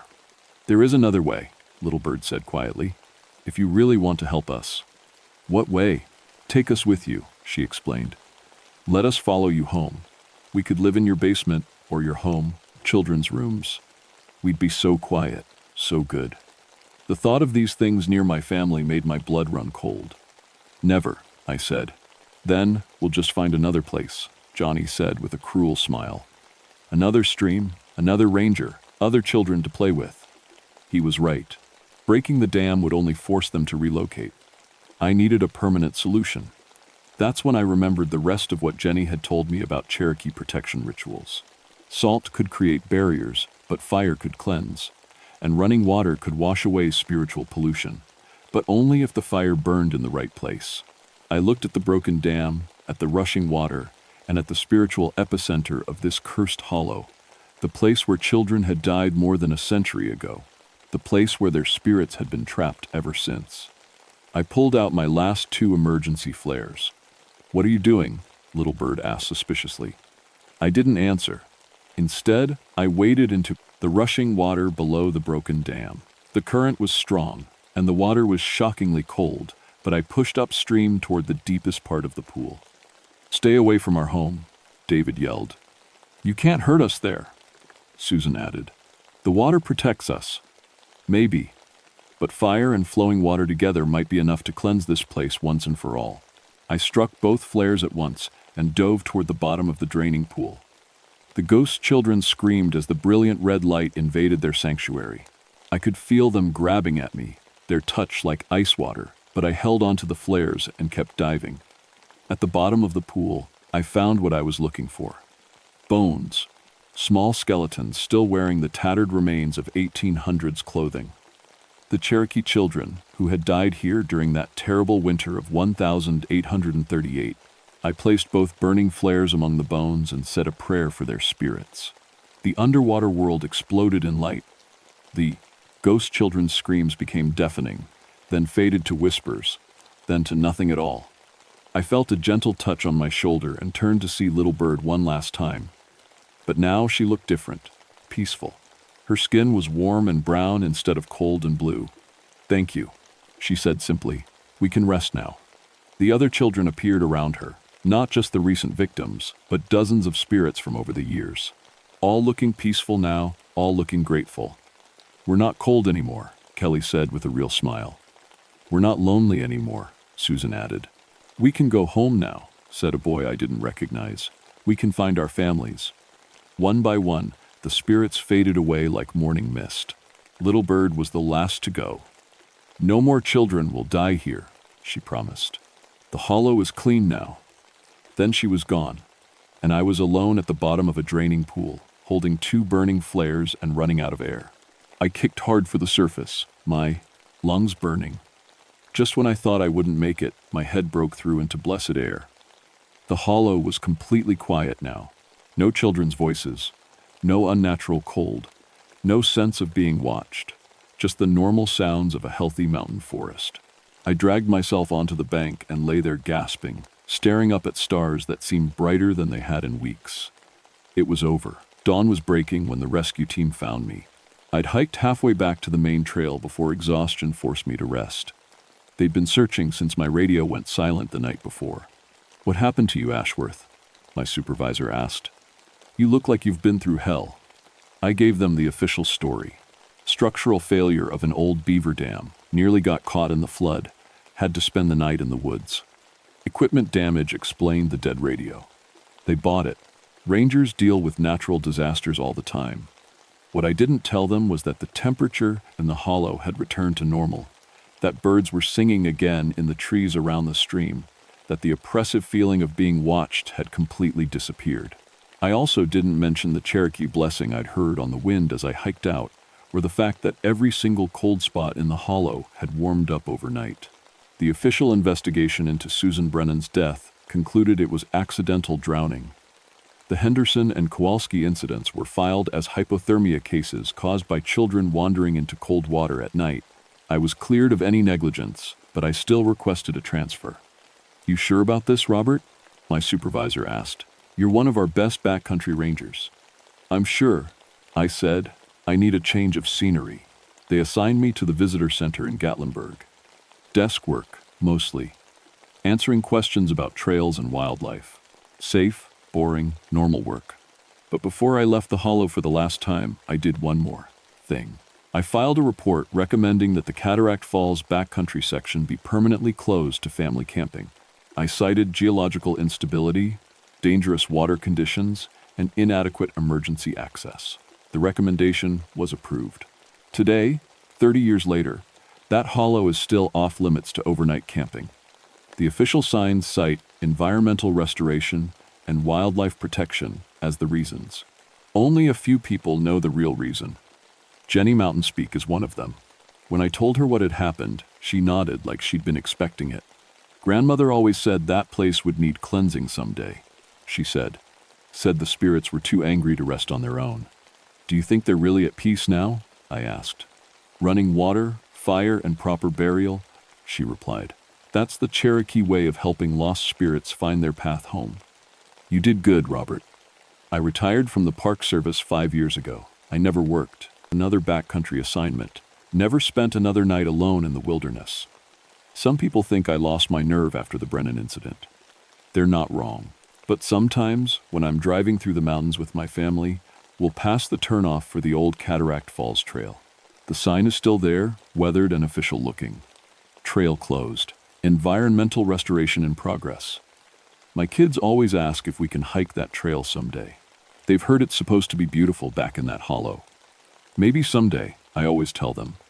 When you're older. But I know we'll never go there. Not as long as I'm alive to stop them. Because even though I believe the spirits are at peace, even though I'm sure the hollow is clean now, I can't forget what I learned that October night in 1963. Some places hold on to darkness longer than others. Some places remember things that should be forgotten. And some places are better left alone. The Cherokee were right to avoid that hollow. They understood something that took me 13 years and 3 dead children to learn.